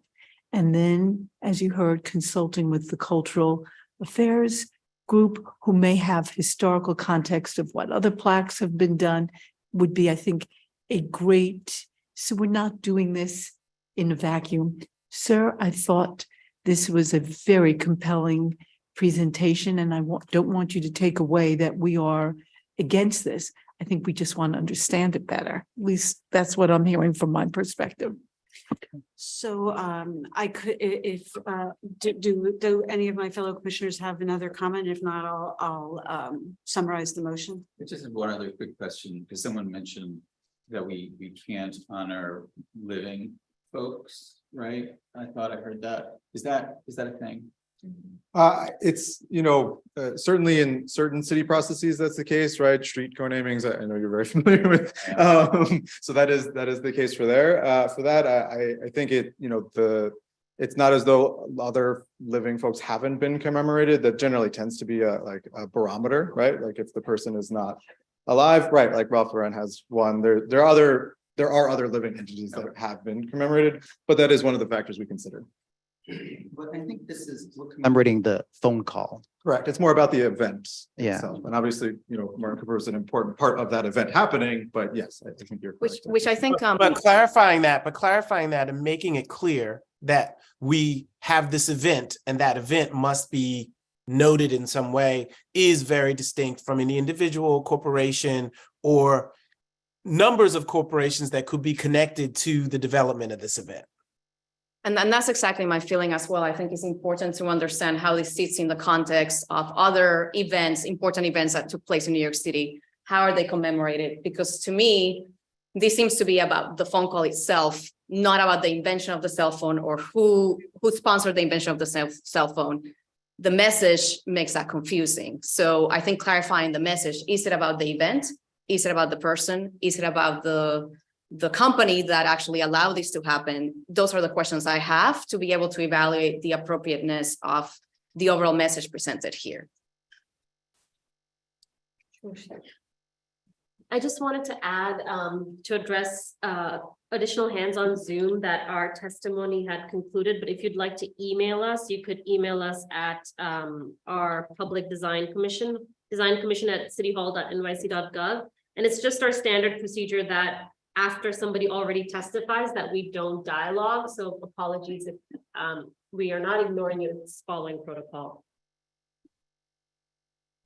Okay, so I think I can capture the conversation and I'll put out a proposal for what I think captures all of your comments, and you can let me know if I've caught it. There are I'm not sure I understand. Is there something else I can help? That's what we're trying to. The cell phone has spoken. That was funny.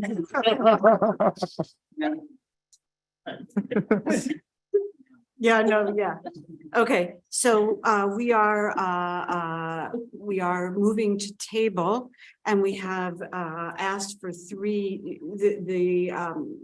the marker to be reconsidered from three perspectives.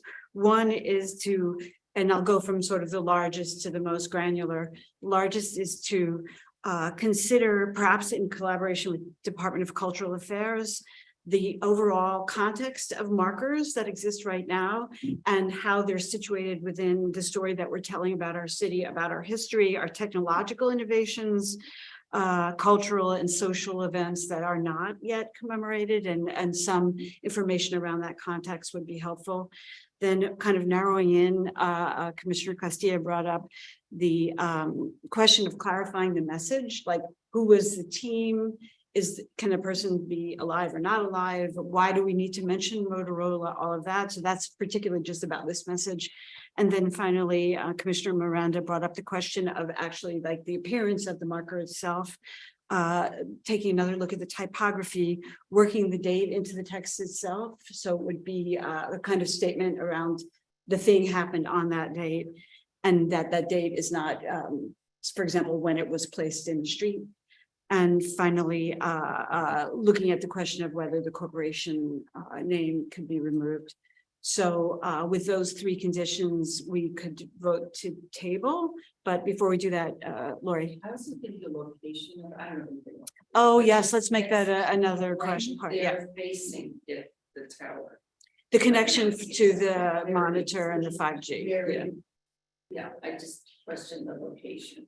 Yeah, yeah, so maybe as a fourth condition of the tabling, we would ask that you consider separating this marker and the story that it's telling from current technologies that are in some ways not related to the message of the story. So is that capturing everybody's perspective? Okay, so with that then, I will now take a roll call vote on item 28374, and commissioners, when I call your name, please state your vote. Ken Seth Armstead. Ken, you're muted still. I'm voting to table this. So I'm approving a tabling or I'm declining. Yes, you are voting. We're voting whether or not to table with the conditions that I just articulated. I approve tabling with the conditions as stipulated. Okay. Isabel Casilla. I second that. I vote to table with the conditions stated. Lori Hawkinson. Table with the conditions mentioned. Karen Keel. Table. Okay. Manuel Miranda. I approve. With these conditions, so not to table, but I approve the project with the conditions stated. Thank you. Susan Morgenthau. Approved to table. To table, okay. Meryl Tisch. I agree with Manuel. I approve the project with the furthering of conditions. I want to send a message that we are not, that at least not in opposition, but that this is a work in progress. Okay, thank you. Okay. Mary Valverde. Table with conditions. Okay, and Jimmy Van Bramen. I approve with conditions. Okay, and I vote to table with the conditions. So let the record show that there are 3 in favor of approving with conditions as articulated, and the remainder voting to table with the conditions. And we look forward to you coming back to us. Can I make one more statement? Of course, yeah. Just about equity. I mean, I think this process, obviously it's open and I think it's great that you entertain everything that, comes your way. But, and, I think this has been spoken to in, a lot of different arenas, but, obviously this comes before us because the people behind it have the resources to do it. And so I think part of the equity process is, rising some of these other kind of events that we want to, give plaques to or, publicly recognize, it's about, increasing or improving, access to kind of like, have these sort of, essentially campaigns behind getting these commemorated publicly. Can I just state that by asking for the information, we will do a lot to further those types of conversations. It will draw attention to this. People will know that this is possible. And I would hope that you would get many more requests. I'm sorry to tell you More work that. for me. That's okay. All good. No problem. Yeah, I mean, I think right. I mean, within the condition of looking at the context, social, cultural, technological, I think what the point that Commissioner Miranda is bringing up is encompassed within that, and perhaps DCA can be helpful with. Agreed. Thank you, Commissioners. Thank you. Thank you. Thank you. Right, I will abandon you. Okay.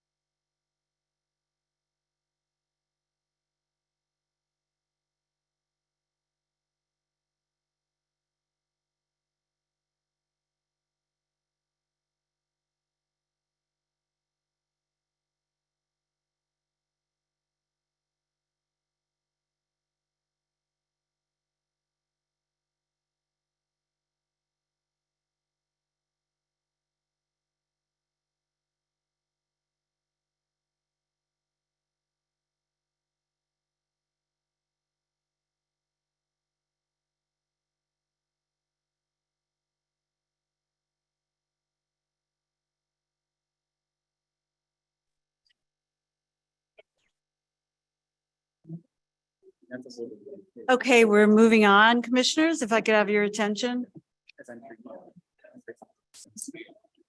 Okay, everyone, we're moving on to our last public hearing item. It's number 28375, the preliminary and final review of the reconstruction of Highline Park at the Western Rail Yards, West 30th Street, 11th Avenue, West 34th Street, and 12th Avenue, Manhattan. Commissioner Casilla is recused from this item and she has left the meeting.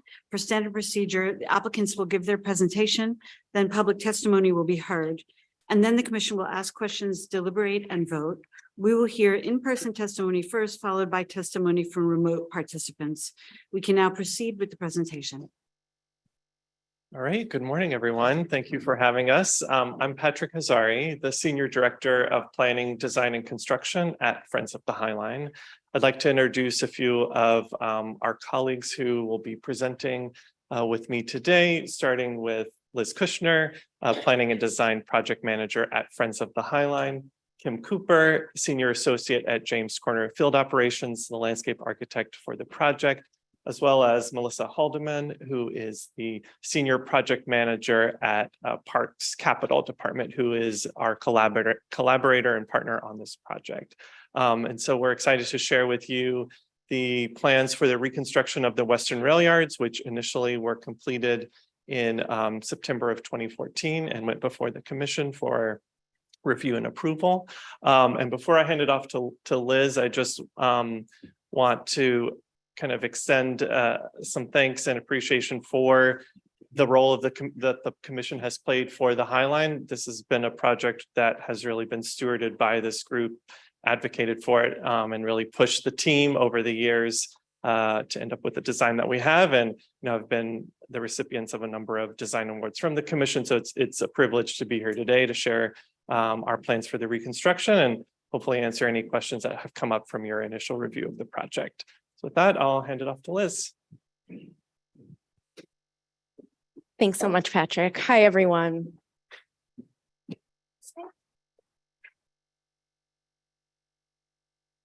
There's somewhere I should be pointing to advance. Oh, there we go. Okay.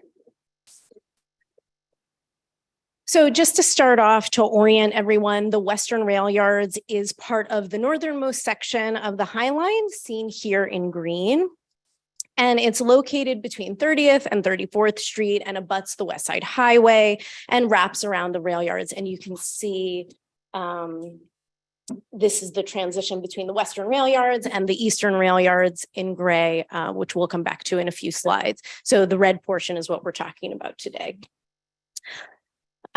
This section opened in September 2014, and like the previously opened sections, its design celebrated the wild self-sown landscape that took root on the Highline structure when the train stopped running in the early 1980s. However, as opposed to sections 1 and 2, where the planting design really drew its inspiration from that wild environment, the Western Rail Yard contains the historical landscape itself, which you can see right here. And so while still part of that overall Highline DNA, so to speak, the Western Rail Yards embraced more of a found aesthetic, utilizing reclaimed materials from the Highline structure itself, as well as nearby warehouses on Manhattan's west side. This section features a single passway past that historical landscape that we referenced, as well as a few gathering spaces along the way. And it offers unique views of the Hudson River to the west and the city to the east. In addition to bringing visitors to the northernmost extent of the Highline at 34th Street, it provides an at-grade and accessible entrance to the Highline. The palette includes a bonded aggregate material for the walkway, galvanized and painted steel railings, and simple wood furnishings.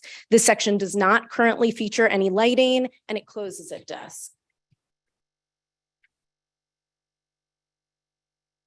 So So it closes at dusk because there isn't any lighting. So whereas the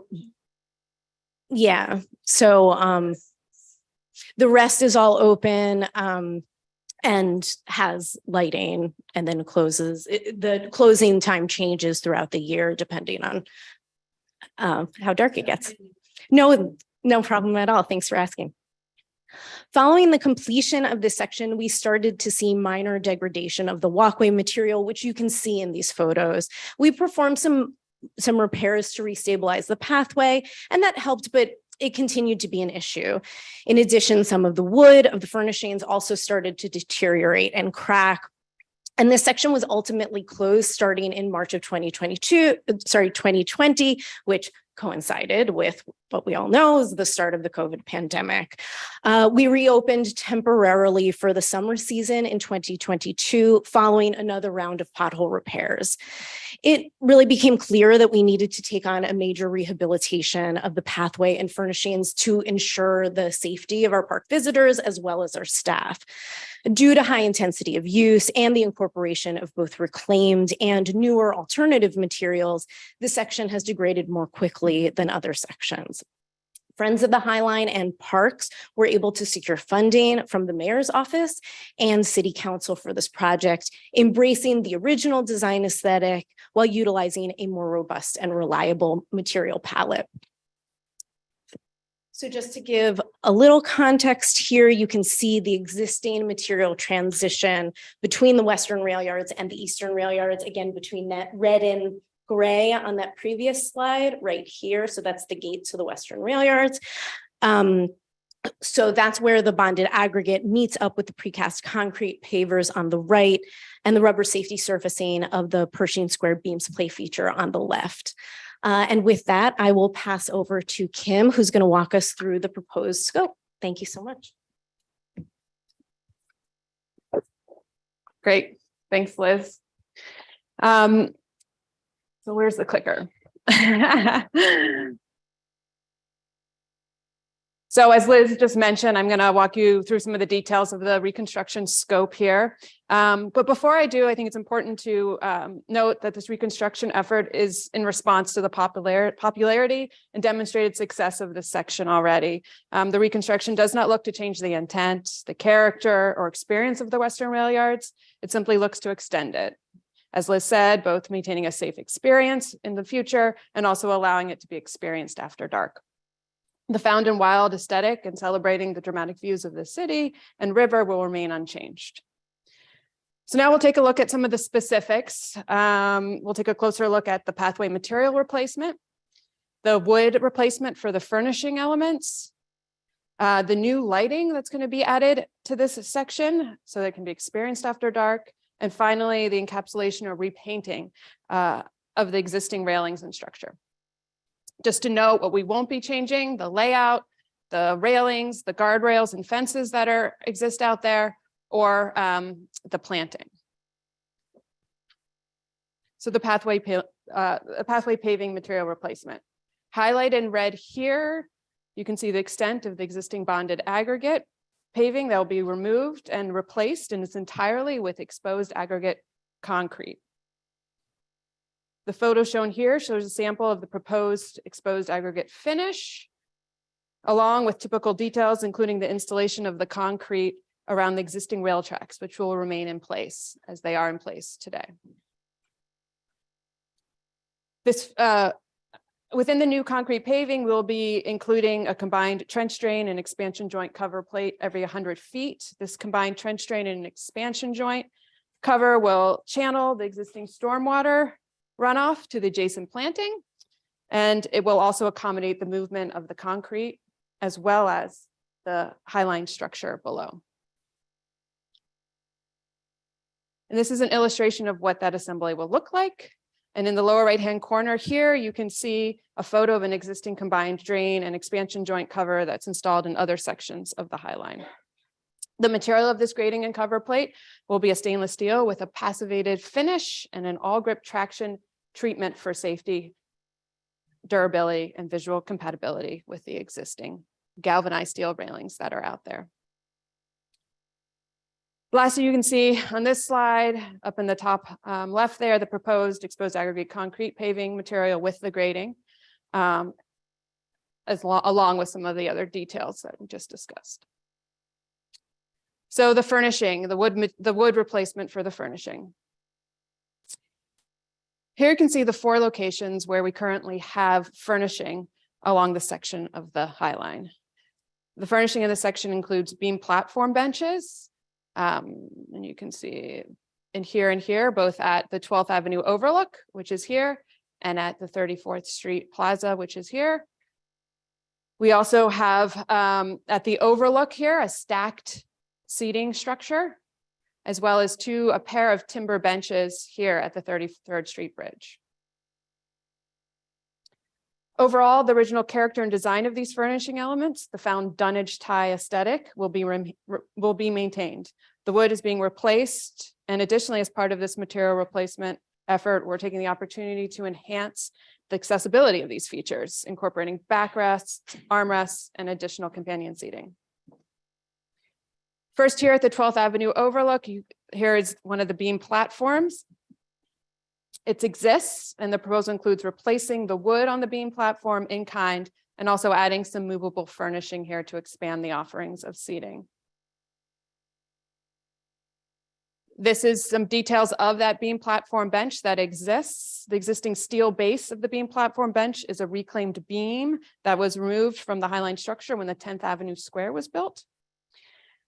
As part of section 1, the steel beam will remain and only the wood infill on top will be replaced. The wood we're proposing for the replacement on this furnishing and all the others here is Douglas fir. There are a number of key factors that went into this wood selection. First, Douglas fir is a robust, stable, durable wood, ideally suited to meet the demands of the exterior environment and the high use here. It's sustainably harvested in North America, and it is readily available in the large timber sections needed for consistency with the existing found dunnage tie aesthetic. Also, the selected supplier of the Douglas fir has a proven decades-long track record of providing heavy-duty commercial-grade wooden timbers, and they're used on public playgrounds, churches, schools, and childcare facilities, including many of Central Park's playgrounds right here in New York. Further, the supplier maintains a very tight quality control spec for the wood. The Douglas fir is premium grade. It's the highest structural grade available with minimal knots. Second, they only use free of heart center Douglas fir, meaning they don't use the center inner rings of the timber. The lumber sawn from the perimeter of the log is less likely to develop severe seasoning and checking and cracks in those faces. Third, the timber is seasoned, sides are dressed, and the edges are eased with a final hand finishing and hand inspection. And lastly, after all the fabrication is complete, they pressure preservatively treat their lumber with a child and human friendly wood preservative. The preservative is a clear chrysanthemum and zinc based. So with that, moving on to the river overlook here. Again, we're placing the wood timbers here with Douglas fir. And at the river overlook seating, we have our largest timber cross sections. In replacing the wood, we had to make slight adjustments to the original detailing of this. Whoops. This is the original detailing of this feature. We had to change from the 14 by 14 to 12 by 12 as the cross-sectional dimension of these timbers. This slight reduction in timber size was required in order to maintain the free of heart center specification. That's critically important for the Douglas fir. You can see the original profile there as I mentioned, there on the left, and the new profile here on the right. And you can see in gray here, the original profile overlaid on top of the new profile. Additionally, as part of the wood replacement effort, backs and armrests will be included, but overall, as you can see, the height and footprint of this structure remains unchanged, as well as the stacked dunnage tie aesthetic. So this is a plan of the river overlook with the furnishing, with the wood replacement. You can see and highlight in magenta where we've integrated new backrests within the element, as well as armrests. You can see, as well as a second companion seating area. Finally, you can see here the river overlook seating element with all the replaced wood, the backrests and armrests. Next, we have the benches at the 33rd Street Bridge. Again, the wood will be placed here with the 12 by 12 timbers, Douglas fir, and backs and armrests are being incorporated. You can see those here. The existing pair of benches will remain in the same location within the 33rd Street Bridge structure, excuse me. Here in plan and in a view, you can see the wood material replacement and the added backs and armrests within this existing seating element. And lastly, here at the 34th Street entrance, this is that at-grade entrance that Liz mentioned. There's existing seating area here, and it has one of the beam platform benches, very similar to the one we saw at the 12th Avenue overlook. Again, it's just the top wood here that'll be replaced. The existing beam and the location of it all stays the same. So the new lighting. Again, this is a new design element to now allow the section to be open after dark, along with the rest of the High Line. This will create that continued experience along all sections of the High Line from Gansevoort all the way to 34th Street. So by way of introduction, the lighting concept for the new Western rail yards, lighting falls into 4 categories. First, you'll see there on the upper left, we have low-level railing lighting to illuminate the pathways. This is consistent with the permanent built-out sections of the rest of the High Line, the low-level railing lighting. This lighting also helps to highlight the edge or the perimeter of the High Line and the existing structure. Second, pole lights down here in the lower left. These will provide sufficient light levels at the entrances in the wider areas where that low-level handrail lighting can't reach as far.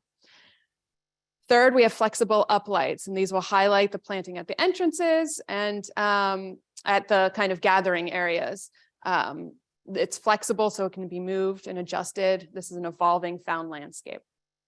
And lastly, we will have accent lighting, and these will be at the 2 beam platform benches. And you can see here, this is on another part of the High Line where it's kind of a wash or a glow under that element, helping to activate and animate those gathering areas. So here we're going to start, I'll just walk you quickly along the High Line and the different lighting elements and how they're deployed. So here, starting at the entrance from the Eastern Rail Yards, we have the low-level lighting along the railing here. And also along here, we also have a pole light here to illuminate this area. And we have a cluster of those tree uplights to highlight the planting. The selected pole light that we have here is a very discrete light pole with fixtures on top, and this matches many of the existing lights we have on the for where we have pole lights on the High Line. This photo is one from the spur. And the poles and fixtures will be similar to or very similar to this, almost identical, the ones we're proposing, and they'll all be painted this dark gray or black that matches the High Line structure. The railing light fixture, you can see here, is a small point light that'll be integrated into the existing galvanized steel railings. And you can see a photo up here. You can see this photo here is a mock-up test that we did out there to understand the pacing and the distribution of the lighting and the quality of it. The fixture is attached to the galvanized railing with a vertical support and attachment assembly. This also serves to conceal and protect the necessary wiring. It's fastened to the existing railing and has a galvanized finish to match that existing guardrail. And finally, the tree uplights. These will be finished in black to disappear or hide among the landscape. The stake mounting allows for that flexibility to move and adjust to best highlight the planting. Moving on here at the 12th Avenue overlook, we have the same tree uplights that I just discussed. We also have on the perimeter here the railing on the outside. This is where the railing switches to, rather than the galvanized, it's the existing historic ornamental railing, as we call it, that'll line along here. lining, this will illuminate the pathway, the light fixtures within this railing, and it'll be integrated within it, and I'll show you that in a second. Of course, here we also have a beam platform, and you see in red here those accent lights that are integrated into it. So here you can see the linear light fixture that's integrated into the existing ornamental railing, and there's that existing ornamental railing. This will provide the pathway illumination. These photos show design mock-up tests that we did out there. Beauty of having your thing built. We tested that integration and how we'd get it to fit in there and shielded correctly, but also how to throw on the path. Again, these are in progress study mock-ups. So some of the lighting, some of the cords and stuff, that's stuff, it's not the final, the way it would be detailed. That's all been detailed to be discreetly tucked away and hidden. And here you can see the beam platform and those accent light fixtures that we've been discussing. They'll be hidden under the bench and will, again, cast a similar glow to this existing bench that we have on other sections of the High Line. As we move to the river overlook here, that's that big seating structure that we just, the stack seating structure that we talked about earlier with the furnishing. So here, again, continue the same vocabulary we have integrated into the ornamental railing there. We have the pathway lighting. We also have these clusters of tree uplighting that are happening to help frame and animate this gathering area. And then along the eastern side here, we also have the same integrated lighting into the railing on both sides here to cover enough light. And you can see that, that here. And then moving on to the bridge here. Here again, we're still illuminating from low level lighting on either side of the pathway, but this is integrated actually into the bridge structure. You can see here an image of that bridge structure and its buttresses. And you can see, again, these were our mock-up study tests, and you can see how we're working on shielding the light, and that's all been integrated into details so that we cast a nice warm glow along the structure, but also, of course, illuminate the pathway for safety. As we keep going north along the High Line here, we come to what we call, this is the ramp, the 34th Street ramp. This is a curve that goes down. On its exterior, it has a similar galvanized steel railing as we saw at the beginning of this section. And so there we have that point light that's still integrated with that thin kind of support assembly there that helps it attach and also makes it feel like a monolithic integrated piece into the railing. And you can see here, there's different details for those because of the way the railing is mounted, but it will have very similar. This is our study of that area. Then lastly, at 34th Street, again, carrying a lot of the same language. We have the railing lighting illuminate the path here. Over on page left, we also have a number of the tree uplights to help with animate and highlight the found planting here. We have a bench that has that accent lighting. We have two poles here that are needed to kind of create a safe and occupiable space here at this terminus. And then here we have a new pole, a second pole light. This pole light is taller with an arm. It's similar to what we've used in other areas to highlight the steps along the planting. It serves not just to kind of create enough light here at the gate, but also it can help to serve as a beacon of sorts. And you can see that this is that fixture, the pole and the arm, and we'll be doing the very similar thing, the same thing at that entrance area there. And it'll be finished to match the same green-black that we have everywhere on the High Line. Then lastly, the encapsulation. This encapsulation, really, we're just repainting the structure, giving it a fresh new coat, all along the High Line, which includes the ornamental existing railing, which you can see here, some of the pipe railing that's out there that can be that's exposed, and then also the bridge structure and these beams.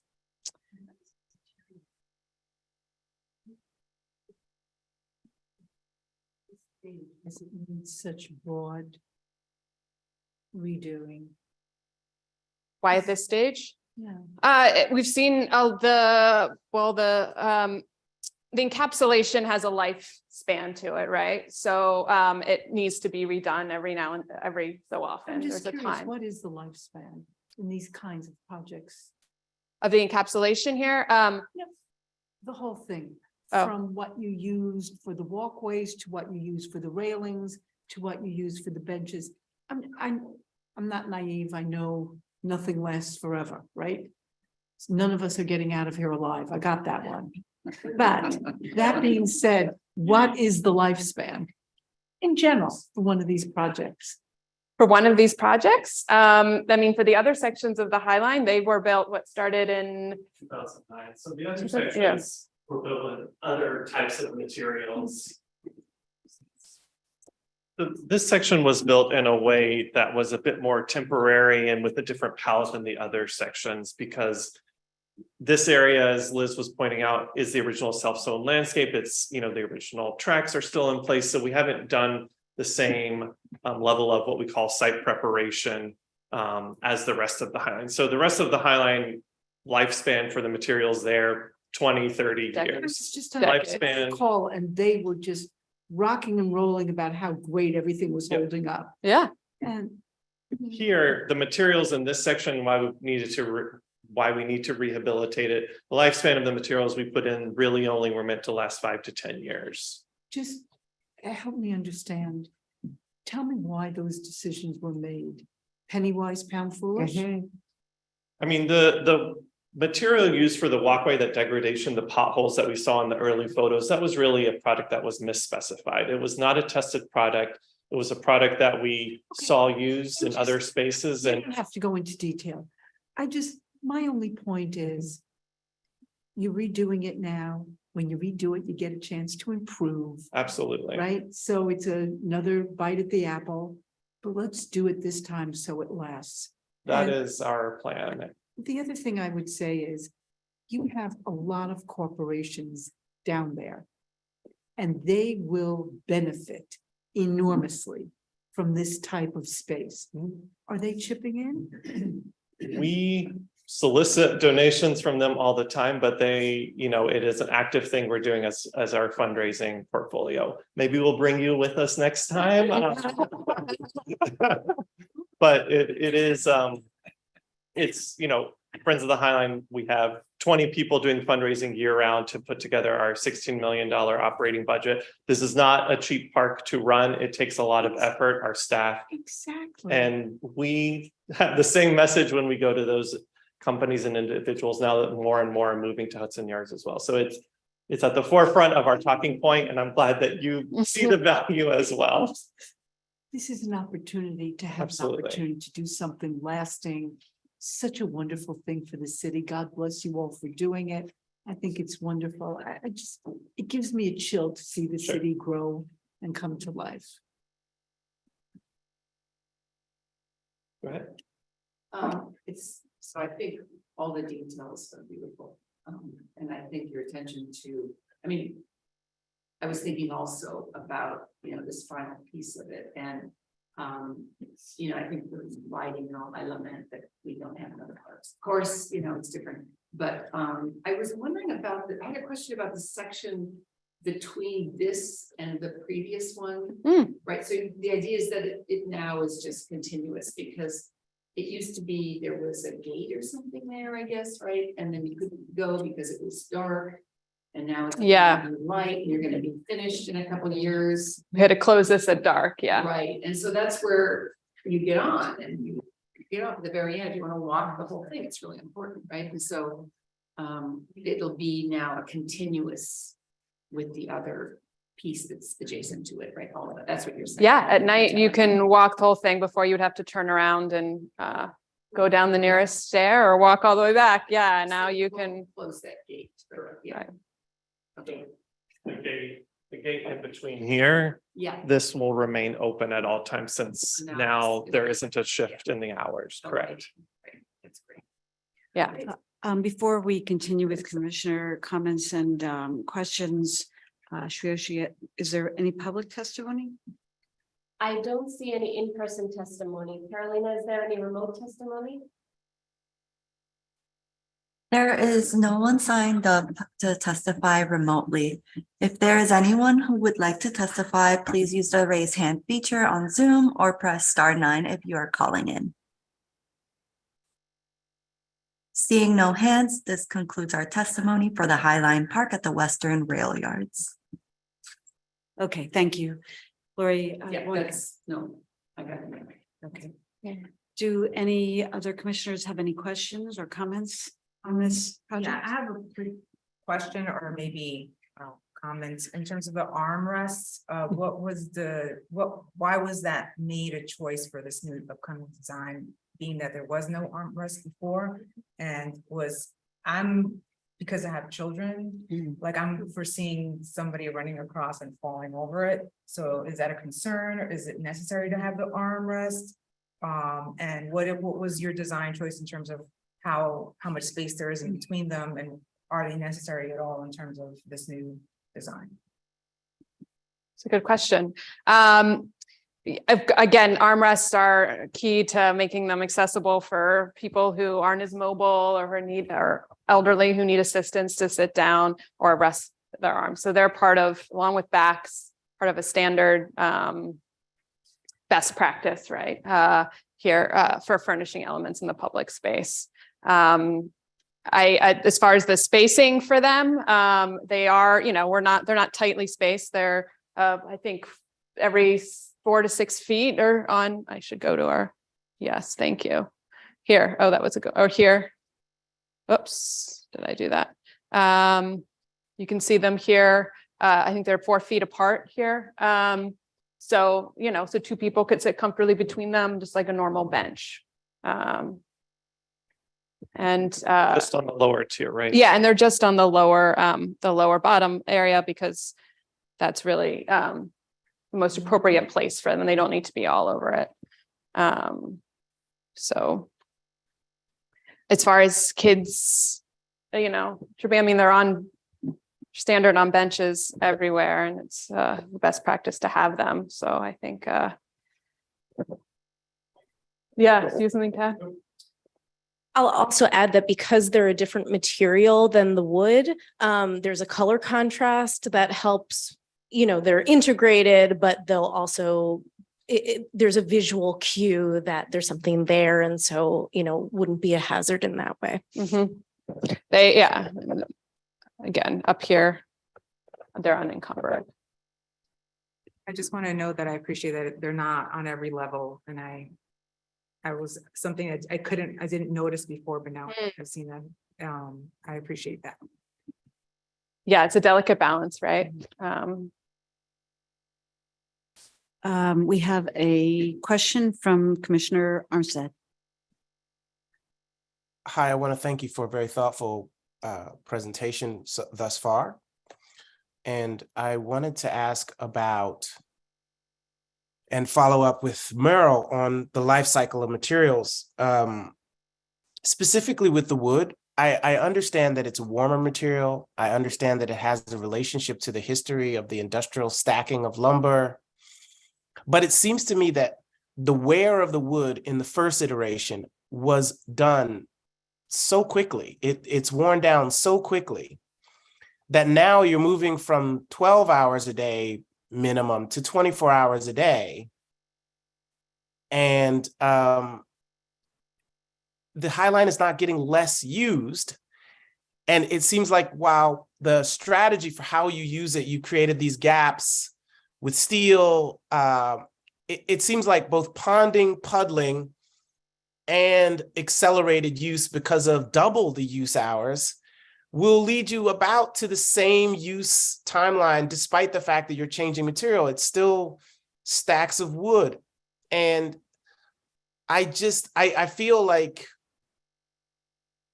there has to be, a conversation about the fact that you went down a path with a material that in 5 years, I'm sure, splintered and is now visibly sort of dangerously degraded.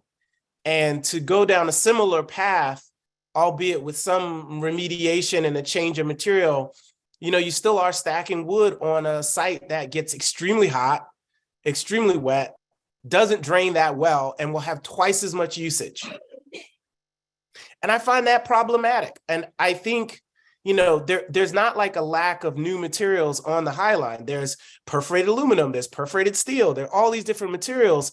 But even stadium seating that's aluminum grade that we use for stadiums, which will last 30 years, is easier, lighter, designed to do 24-hour-a-day usage, while not charming in an industrial sense, would possibly be a better solution. And I don't know that I don't know that you have to remove all of them, but it seems like a big haul. And I just foresee that if I approve this, if I voted to approve this, I feel like there is a reason why people do not put timbers as roofing, even with a sealant on it, in anywhere in New York City.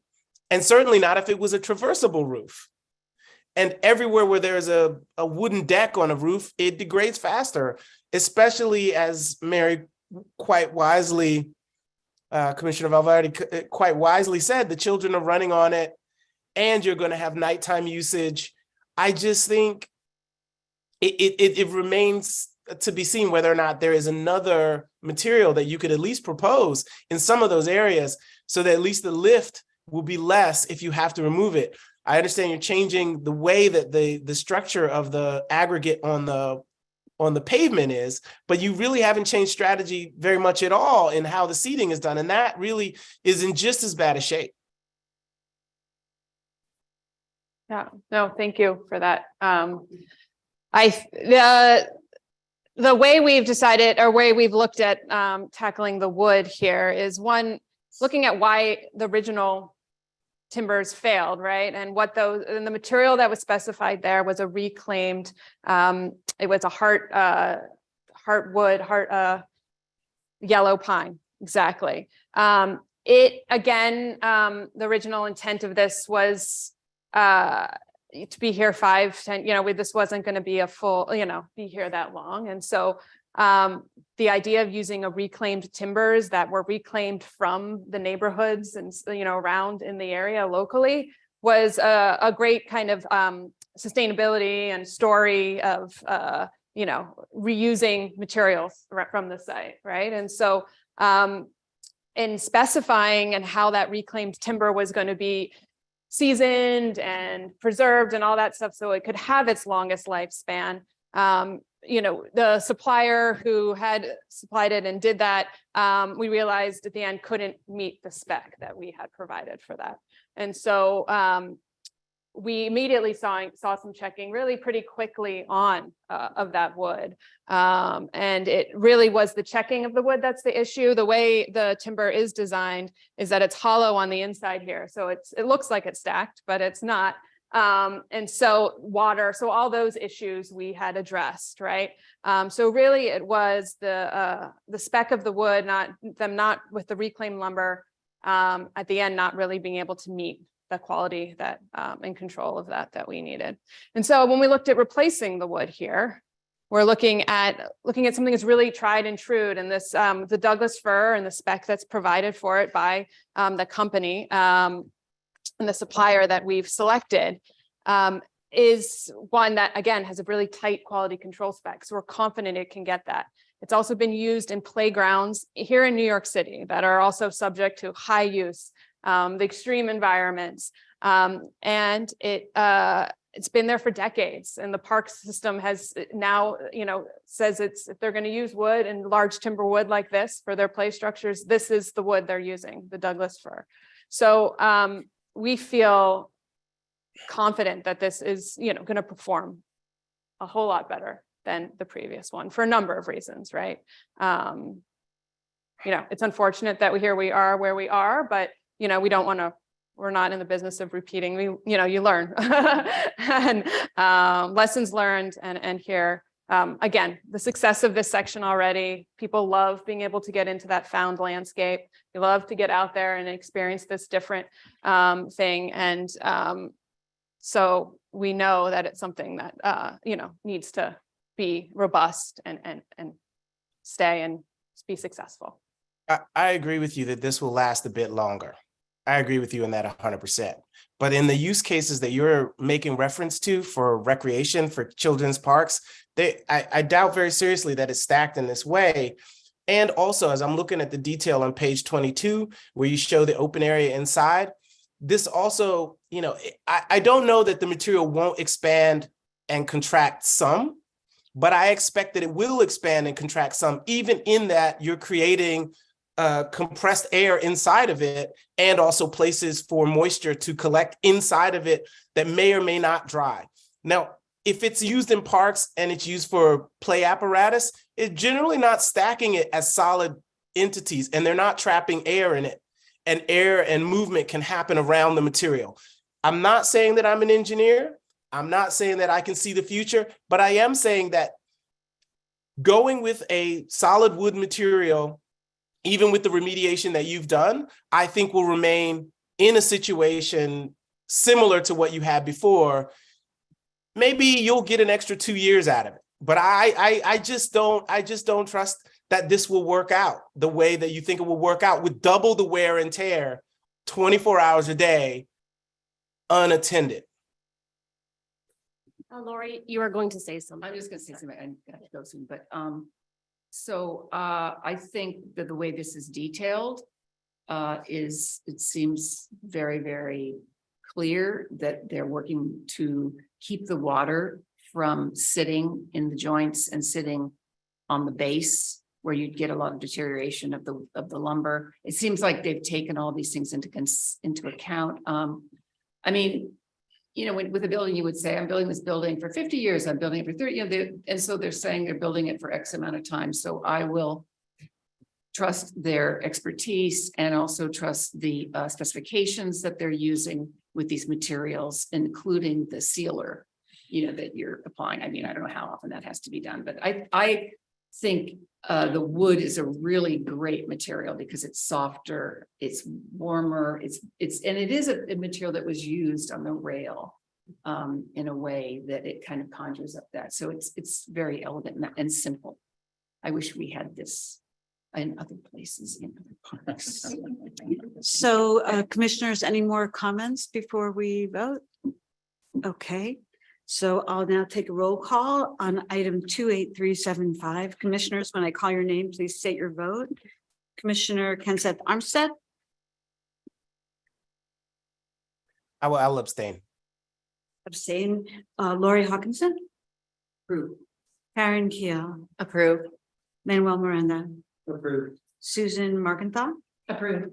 Meryl Tisch, Approve. Mary Velarde, approve. Jimmy Van Bramer. Approve. I also vote to approve. Let the record show all in favor, rather a majority in favor. The project is approved. And this concludes the PDC meeting. The meeting is now adjourned. Thank you.